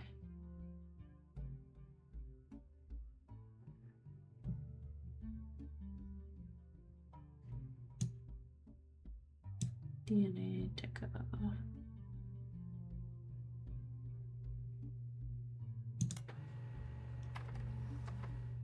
DNATICO. It's a DNA testing company. DNA testing is a relatively new phenomenon that allows scientific labs to prove a possible family relationship between two people. It's fairly cutting edge. The method by which they test samples has only become standard in the last decade, as early as the 90s. According to their site, DNATICO was responsible for the DNA test that proved Felix Fellows was a root tree, and even use it as an example of how a DNA test looks. They use it to provide some information about their process. Whenever they take a sample from a person, they put the name of the person on the test according to their legal ID, which says David instead of Felix. Because Guy is dead, there's no known DNA source for Guy. They tested Felix's hair versus a sample sent from the Roottrees is listed as Jane Doe because it wasn't collected in person. But the Root Tree Company let them know that it was from Bonnie Kellogg. This is why it says paternal aunt. The left and right sets of numbers are essentially signatures that perfectly match the DNA of two people in question and nobody else. The way the test works is that if certain parts of the signature are shared, then it's very likely two people are related. As far as you can tell, DNACO is a legitimate company. Adrian Rowland. Why is a PhD signing this? Is my question.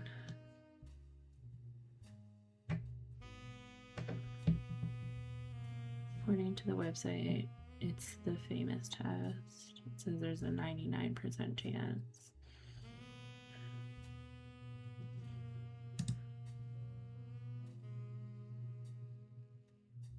Yeah, 1516, 1516, 9/11, 12.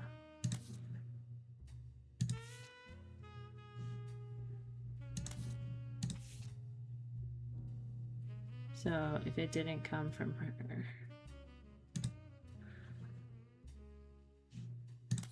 Okay.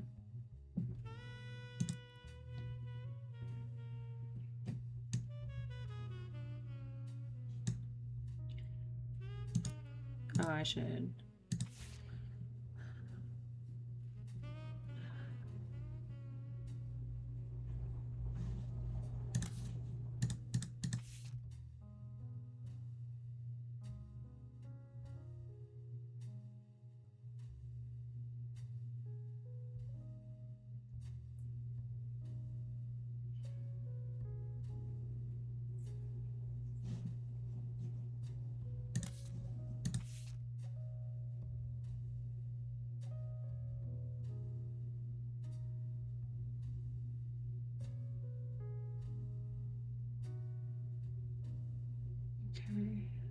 I need to take a photo of this half.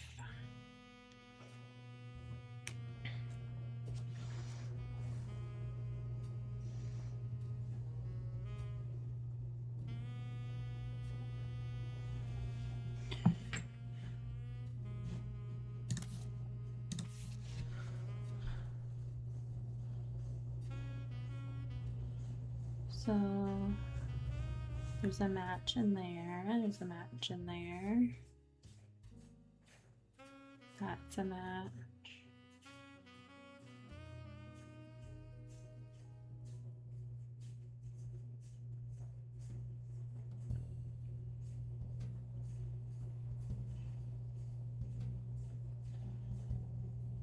That one's a match.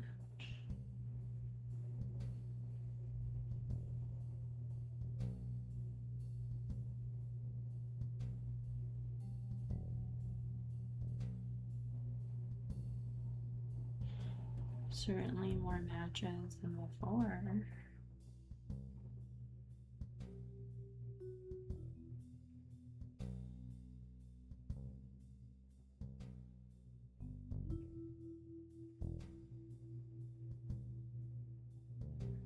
Yeah.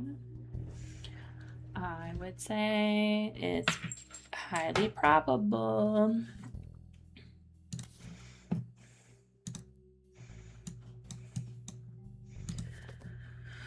I found all of his. I'm still missing a smoking gun about Mark. I found all of hers. I found all of his. I'm still missing one from these guys.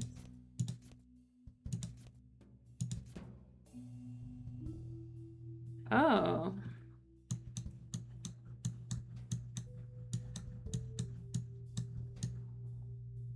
We're questioning these boys now, are we?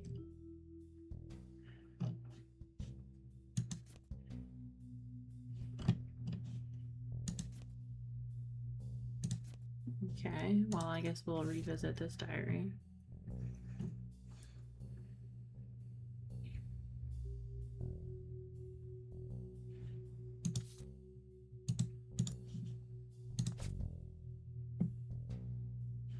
These are twin sons.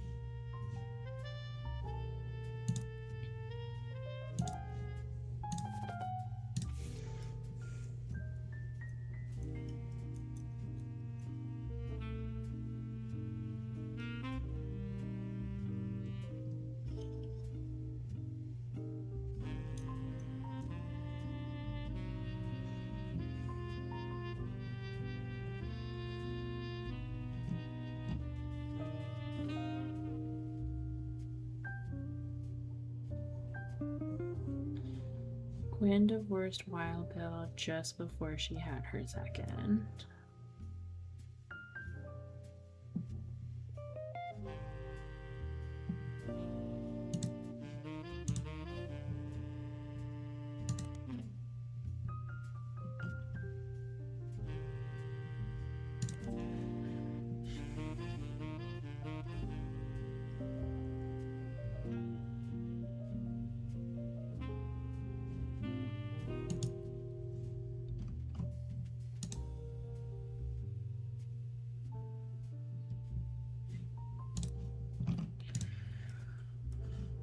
The diary isn't really searchable like that.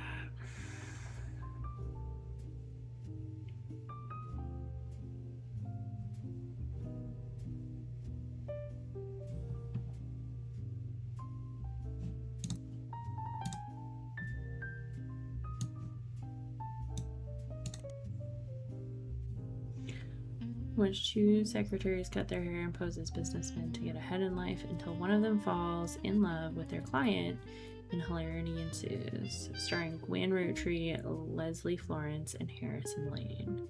It was popular at the box office. It made its budget back, but was seen as somewhat formulaic, so it didn't really stand the test of time compared to other classic films. It was recently released for the first time on home video due to Roottreemania. The time it took to manufacture and ship VHS copies of Guys Like Us meant that it missed the height of the craze. It did sell modestly well.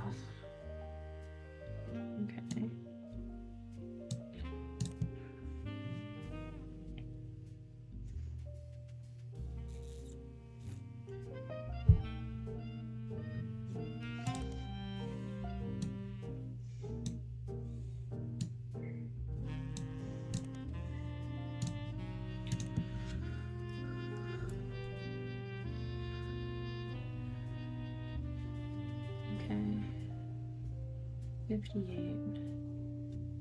She announced she was pregnant again.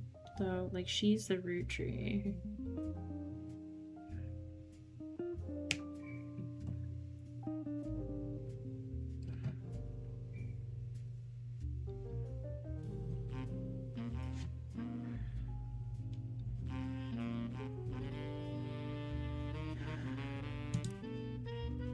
So he is... No, we don't know him for sure. We know this guy.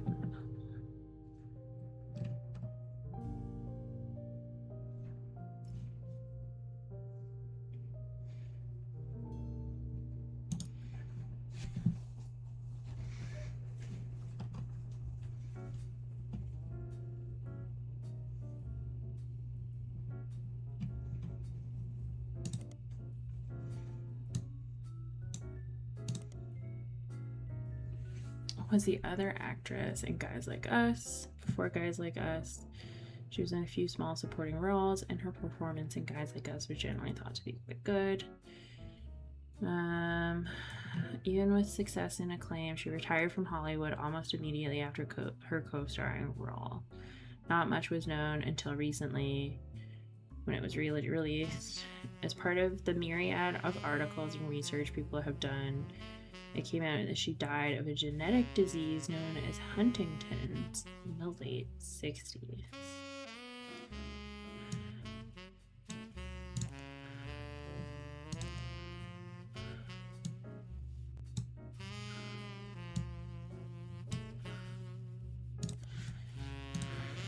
Huntington's.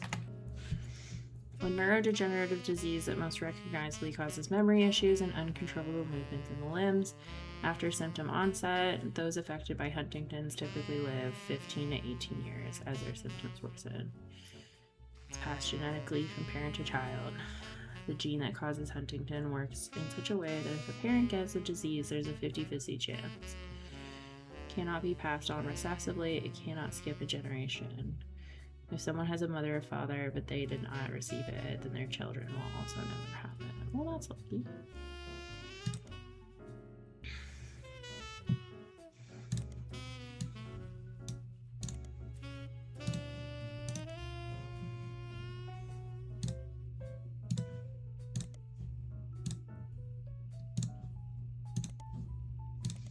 Okay. Harrison Lane.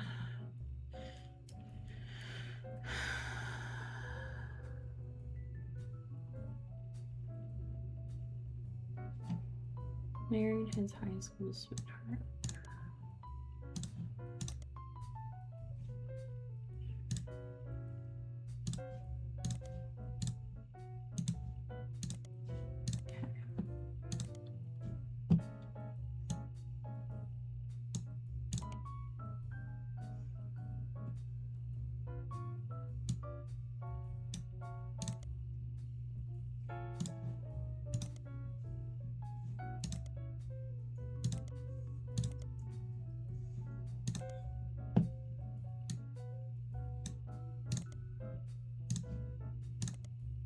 Okay.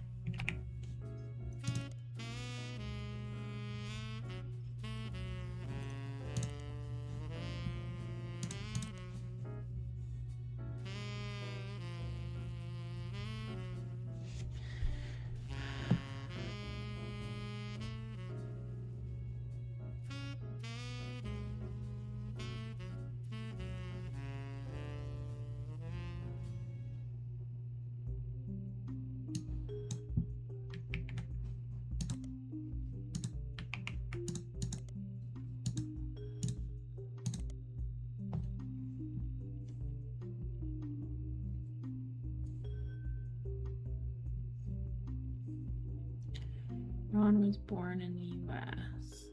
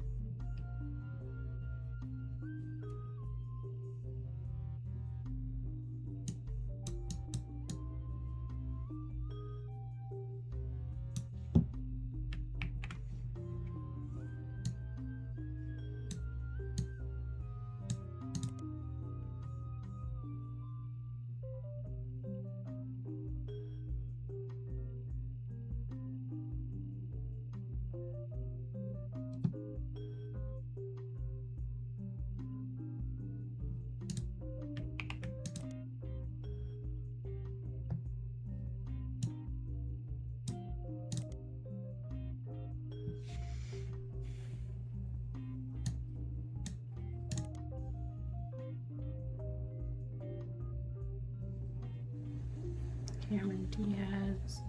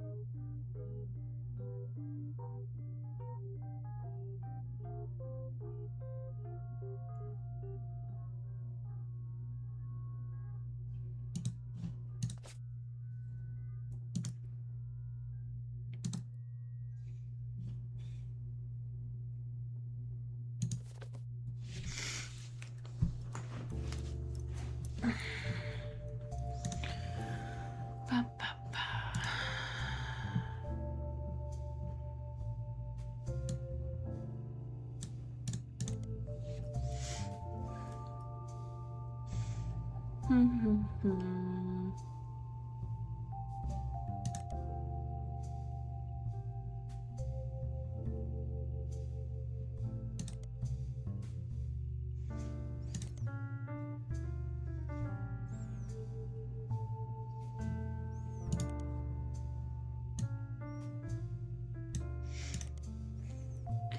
An actor known for his role in Fortune Favors the Grave did not make an appearance at Gwyn Roottrees' funeral. Because of his absence, there were rumors online he must have already died.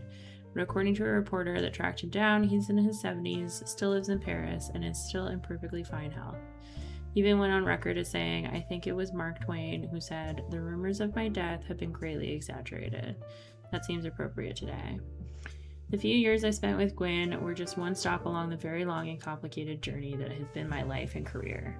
The last time we spoke was when I signed the divorce papers. She asked me never to contact her or the kids again. I've always respected those wishes. They never reached out to me either, even as adults, so I have to assume they had some idea of why she hated me so much, and the sacrifices she made on my behalf. I wish them well and am sorry for their loss, but we've all been strangers for 40 years, so I can confidently say they wouldn't have wanted me to be there. In fact, I'm confident my presence would have ruined it. Oh.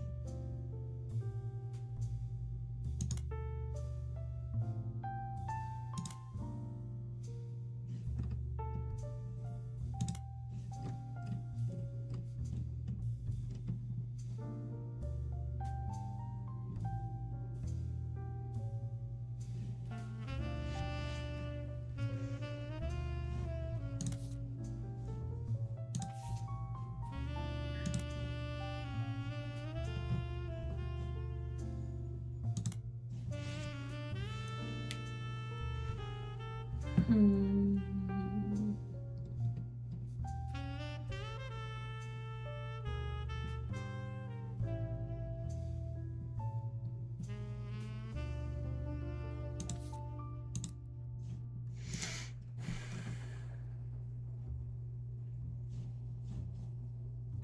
When I get all the clues.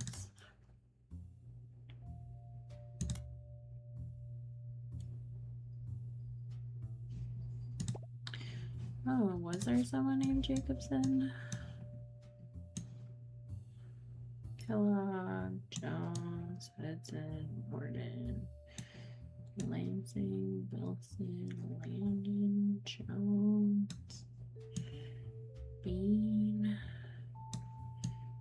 Pettis, Christensen,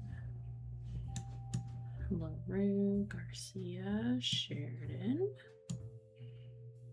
White, Franks, Rafferty, Carlson, Monroe, LaRue, Tessa Green,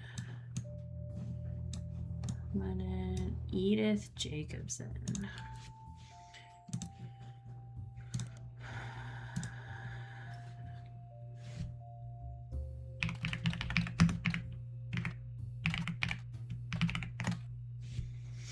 You found a link that seems to be partial and corrupted list of archived articles.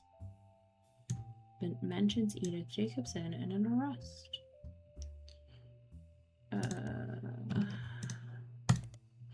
There's a crime blotter article about Edith Jacobson that also mentions a Helen Roottrees and a Lucinda Jacobson. In 1971, when she was 18, Edith and her sister Lucinda were arrested for trespassing at the Miracle Congregation's church in Butler County. They were pretending to be church employees in an attempt to get into the room where the church houses their weekly tithings. The church didn't press charges. They were caught by Helen Roottrees, who was there at the time while her husband Miracle was away preaching. Helen Roottrees was quoted as saying, "Jesus forgives, and so do we.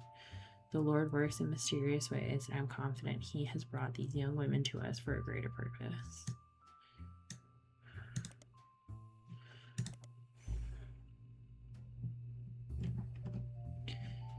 Okay.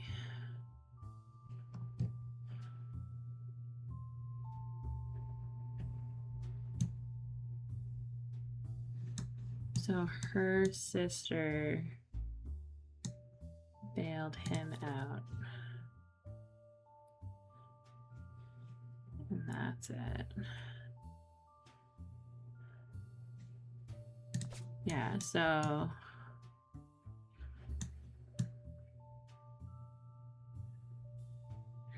Miracle's daughter-in-law bailed him out. Okay.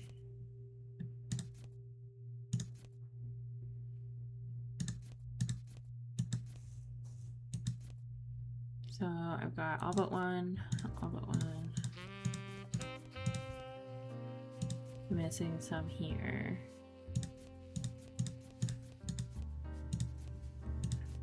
Okay. We're gonna keep asking for hints. The cookbooks seem central. What's the other book?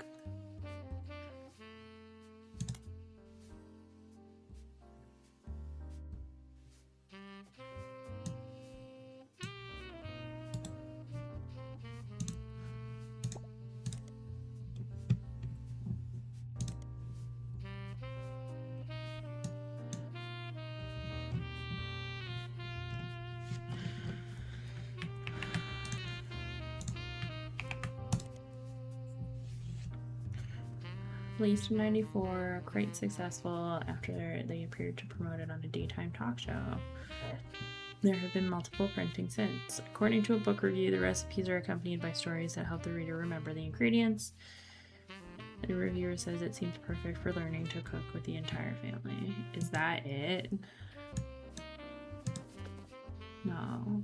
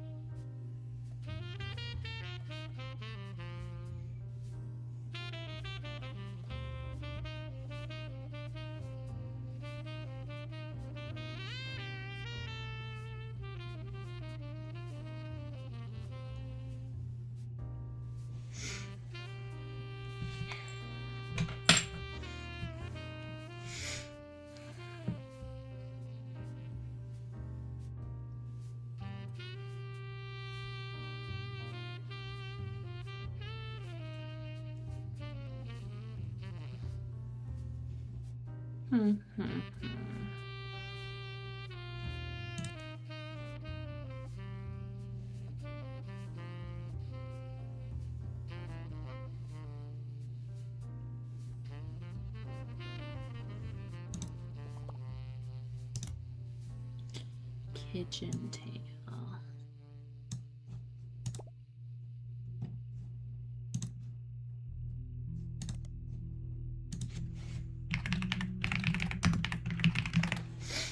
Okay. Story-based recipe book credited to Mark Zimmer that had some success after it was featured on a morning talk show. The book released before the internet was widespread, so mentions are rare. One book collector states that the publishers were unprepared for the demand and that there was no second printing, so it's unusual to find a copy in the wild. You find an alternative medicine website that focuses on cooking with natural ingredients. It mentions that one of Kitchen Tale's recipes used salt water. The owner of the site has included a scan of that recipe. If you switch out the salt water for a mix of 2/3 spring water and 1/3 filtered seawater, it tastes great.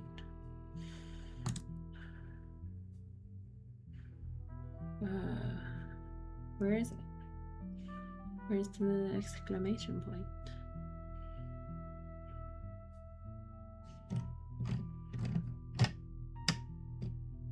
Excuse me.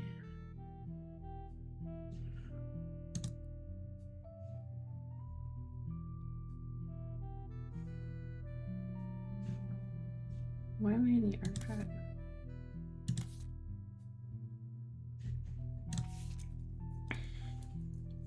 Kitchen Tales is a book that combines recipes and stories. It had mild popularity but seemed to disappear from online marketplaces in 1992. You found a scan of one story on a website. It demonstrates how to bake the plated loaf. For years, two bakers, Flora and Yates, flirted. They grew their friendship, compared recipes, and combined knowledge. She loved his salt and pepper beard. He adored her rosemary cheeks. They thought sweetly about one another, but he was one day whisked away, conscripted to bake the army's bread. By the oil of the lamp, Flora's tears began to salt her bread. The recipe asked the reader to combine flour, yeast, sugar, olive oil, and rosemary. Combine the salt and water together and add to the mixture.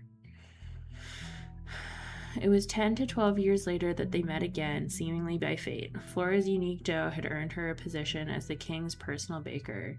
Yates had found success as well. He baked for the kingdom's 45 diplomats. One day they returned from the Dutch Isles with a gift, 450 unbaked loaves, and were sent to the palace bakery to teach a method that required no kneading, although the dough to proof for 10 to 12 hours. Then spread it out and let it sit over 45 minutes on a floured baking sheet with no kneading. Next, prepare a Dutch oven and preheat it to 450. Upon seeing Yates, Flora was both delighted and distraught. She felt as if she was torn in two. She had not been made aware of the gift and had already prepared buns for the palace ovens. She wished to greet Yates warmly, but was struck by fears that he'd be unable to bake with her, that she'd face retribution for being unprepared. She cried to Yates, adding more salt to her dough. Yates eased her pain. He insisted she had no obligation to prepare for a return she thought impossible. But he shared her fear of retribution. He knew if they did not solve her predicament, they'd miss their final chance to bake together. In the end, instead of wallowing in the present, they worked together to shape the future. They twisted and entwined their doughs and baked them as one. Thus was born the plated loaf. Word quickly spread of this new delight. The king's decree on royal parchment was that it would be considered a delicacy. Roll and twist the pieces to entwine them, then take the twist and wrap around from the inside. Bankrolled by the king, Flora and Yates spent their days baking together. They traveled for 45 years and settled down for 15 more. Their souls were golden with no regrets.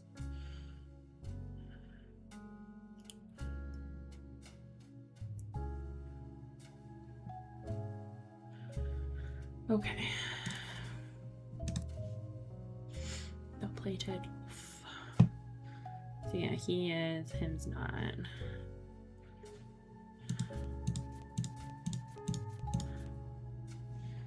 I just have to find this clue. And I'm too lazy.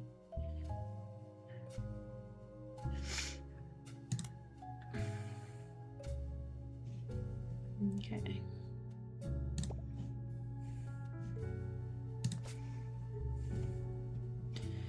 Penelope Tessa Green.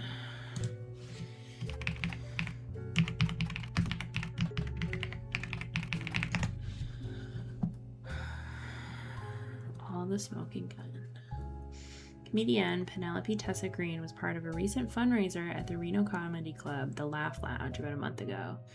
The fundraiser was called The Best Medicine and was to help find a cure for Huntington's disease. According to the website, she released a statement. Up until recently, I didn't know anything about Huntington's. In the last few months, I've gone from knowing nothing about it to learning more than any one person should ever have to. Until less than a decade ago, it was impossible to predict if someone susceptible to Huntington's had the disease, but due to advances in medicine, tests have been developed.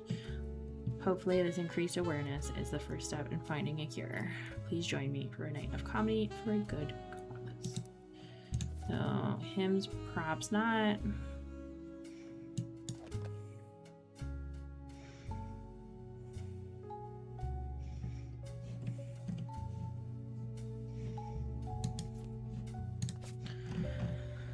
Okay, so it's a lot of root trees. Is there another hint? No more hints. How do I'm ready. Confirm. Finish Roottreemania. We did it. We took some hints, but we did it.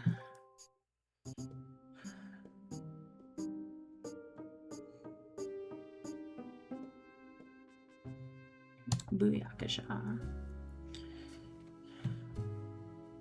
Beatrice and Courtney May. Clark, can you swing another test against Bonnie's DNA? This time I'll be sure to have them verify both samples in person. 1 week later. Using the family tree you filled out, as well as DNA tests, we were able to uncover the truth behind all the inconsistencies. Clark's handling the business, but I've come to thank you and fill you in on everything we've learned. Buckle up, because it's been one heck of a week. Yeah, Actually, I bet. that's an understatement. It's not every week you discover your family company is being sabotaged by someone they trusted. But that's the kind of time we've been having. Like I said, buckle up. Maybe grab some popcorn. We'll start with Guy Hudson. Guy had a frankly ridiculous number of potential children. What shocked me is how many graduated from potential to confirmed. We can even prove he was aware of them. The smoking gun was how he used company money to pay off a lot of women. Yeah. He hit it with a method inspired by his idol, Elias. 5-piece flavors. The flavors he was paying to research were a ruse. He developed flavors based on the initials of the women he was paying. Which was really stupid, considering one of their names started with X.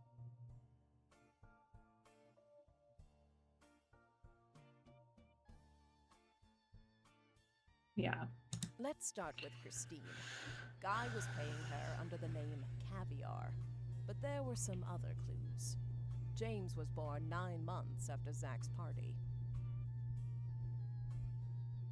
Christine was there with Guy, and when she got pregnant, she panicked. Steve stepped up.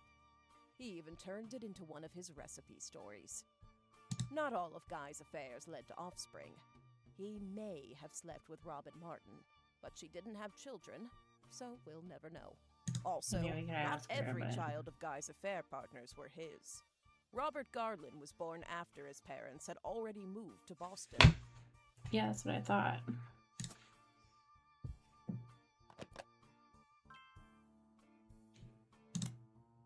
Skipping Beatrice for now. Up next is Lang Xin-yu. When Guy showed up in China, she was into America. And Americans. Dare I say redheads, even? When she got she had the hots for Robert her father Redford. paid key genes to fake IVF. They claimed her sister was unable to conceive, but her sister and Jerry had their own son, Mark.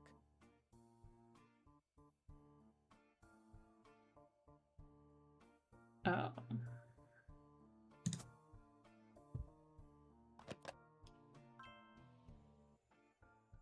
Yeah, I guess this whole time, and I don't know why, because I put her picture in there, I was thinking Mark was the one. Sonia Alves was soon after. Nia was married at a very young age to a much older husband. She resented him. I don't blame her. They allegedly spent no time together in private. Guy was in Brazil during Christmas 1979. It's the only Christmas not in the records. Flavio was born 9 months later, and like the others, Guy. Yep. Last was Susan Ford, hired to translate for Guy's overseas trips. It's easy to read into Guy's donation to her school, but there's no definitive proof there. She and Guy were witnessed together near the end of his life. Susan's husband was convinced he couldn't be the father of her daughters. Guy, though, paid double. The price of twins.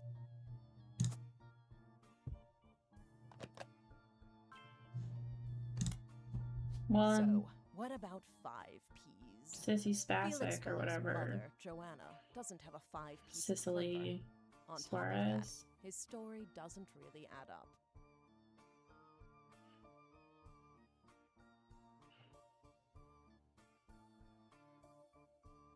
His story doesn't add up. His mother already left the company by the time Guy became president, and his lyrics indicate he was born sometime around 1975. Alone, that wouldn't necessarily prove it, but there are some suspicious connections between Felix and the company's current lawyer. Oh, yeah, so I got that wrong. They both grew up in Portland, in foster care, and according to the local paper, they definitely knew one another. Ruby was the one who approached the Roottrees to begin with. It was all a setup. Ruby and Felix saw my book's challenge to the Clancet Trust as an opportunity. His mother really had worked for Roottree, and Ruby was a respected lawyer. She exploited my family's greed, worked her way into control of the trust, and ensured Felix got a piece. But they made some mistakes along the way. If you look at the 2 DNA tests that Ruby handled, they were both supposedly tested against Bonnie Hudson. But the 2 signatures that should both represent Bonnie don't match. After Clark and I confronted her, Ruby lawyered up. Ironic, I know. Well, not really. We suspect Ruby had Donatico test Felix against his own mother's DNA. He had a hairbrush of hers. They sent the female sample in remotely. On the second test, Bonnie's sample was tested locally, but Courtney May's was not. Ruby's been throwing away samples. We think she sent her own hair instead of Courtney May's, but it could have been anyone's. Ruby and Felix were in cahoots. As for why, they were both advocates of wealth redistribution. A noble effort, but once they controlled the family fortune, they became just as greedy as the worst members of my family. The money corrupted them. They were so eager to personally wield the wealth for their own cause that they sabotaged any other claims. Interesting. So he's not, and I got that wrong. That finally brings us to Anonymom, aka Beatrice Watts. Her tales of Guy's parties and payoffs were true. She even approached Ruby before 5Ps was on news time. Ruby used Beatrice's truths to make Felix's lies feel real, then ruin the DNA test so that Beatrice looked phony in the public court of opinion. I feel worst for her in all of this. Yeah. Dragged through the Ruby mud. And Felix stole the show, there were some other potential new family members as well. Miracle Roottrie was less of an open and shut case. That said, it's very likely he had a son with Mary Beth Clementine. Not Stuart. Mary Beth adopted him before she ever set foot in Butler County. That leaves Mark. The timeline fits. He showed up about 9 months after Mary Beth visited Miracle, and the basket baby story is a bit too convenient. Why are we putting babies in baskets? If that's not enough on its own, he was also bailed out by the sister of Edith Roottree, Miracle Jr.'s wife. after she changed her name to win that silly contest. Our best guess is that Mark was told by his mother whose son he was, and used that fact to put some pressure on Miracle Jr. We have no real proof of that, but nothing else really makes sense for why they'd be connected in that way.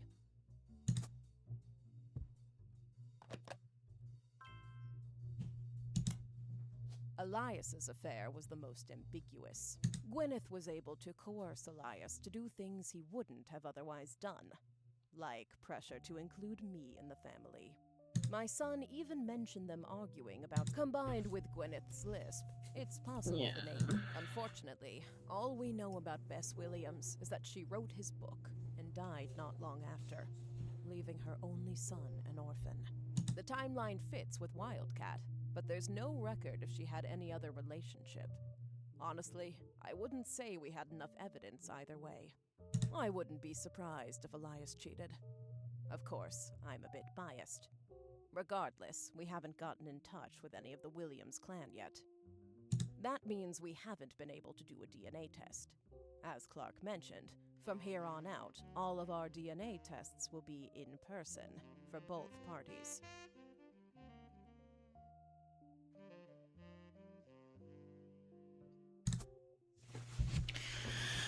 Rip Roottrees. They're not all dead.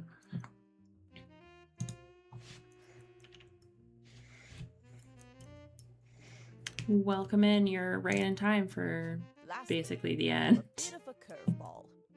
Ron Roottree isn't related to us by blood.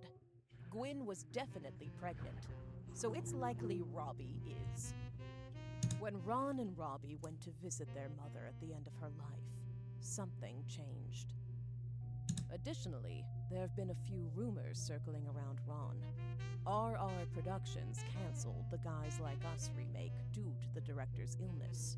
At the same time, Ron's wife Penelope began doing benefits for Huntington's disease, stating that she had become familiar with it. Huntington's is the same disease that Gwyn's former co-star Leslie Florence had. It's passed from parent to child. It can't skip a generation. Because Gwyn and Wild Bill didn't have Huntington's, and Ron seems to, it's impossible Gwyn was his mother. I recently confirmed all this with Ron. At the end of her life, Gwyn told Ron the story. Leslie and Bill had an affair the same year Leslie learned she had Huntington's. Leslie got pregnant. Leslie wasn't likely to survive to see her child grow up. And even if she did, she didn't want to be a burden. She begged Gwyn and Wild Bill to adopt her child. Gwyn did. Mere weeks after she found out she was having her own son, she also took in Ron. Wild Bill was a problem. Unreliable and a serial adulterer. Gwyn divorced him and never saw him again. Gwyn had already told Starlet she was pregnant, so it never really made waves when people saw her with a child in Paris. There was gossip during her divorce when she was discovered to be pregnant again. In actuality, it was the final months of her only pregnancy. To lay low, she stayed in Paris long enough that even her own family never had reason to question the timeline. It's one heck of a story, and frankly, nobody could be expected to piece the timeline together.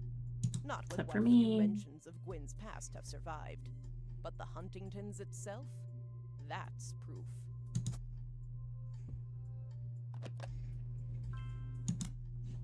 Ron suing Robbie to remove him from the Clancid Trust was a huge moment in my story, and a major catalyst for this entire investigation. What irony. Finding out that it's been pretty much backwards this whole time has been a bit surreal.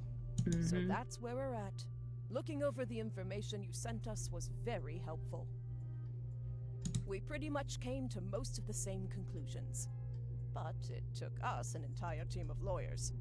All this information, this entire story. It's a lot, in more ways than one. Some of it has the potential to destroy marriages and ruin relationships. We're handling it all very, very carefully.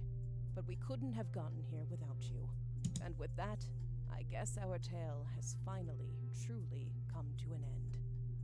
what a strange one it was. No words can express how grateful I am to you for untangling this mess. Honestly, I've had enough of my family's eccentricities and scandals for one lifetime. I imagine you have as well. Yeah, And it's been a lot. Well, there's always. It's been really fun, though. Gwyneth's brothers and sisters. No, that's too much. Attention, attention, Roottrees. This is 5-piece coming at you from the real world. Yeah, I really liked this game. I thought the puzzles were like right in that sweet spot of challenging.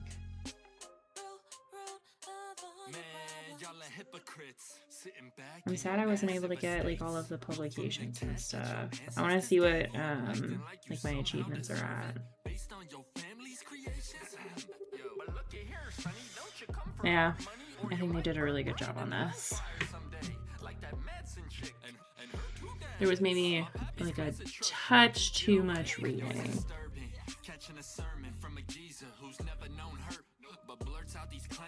But I liked all of the like webs that they weaved. But that's it. That's where I'm gonna leave it. And I'll see y'all later.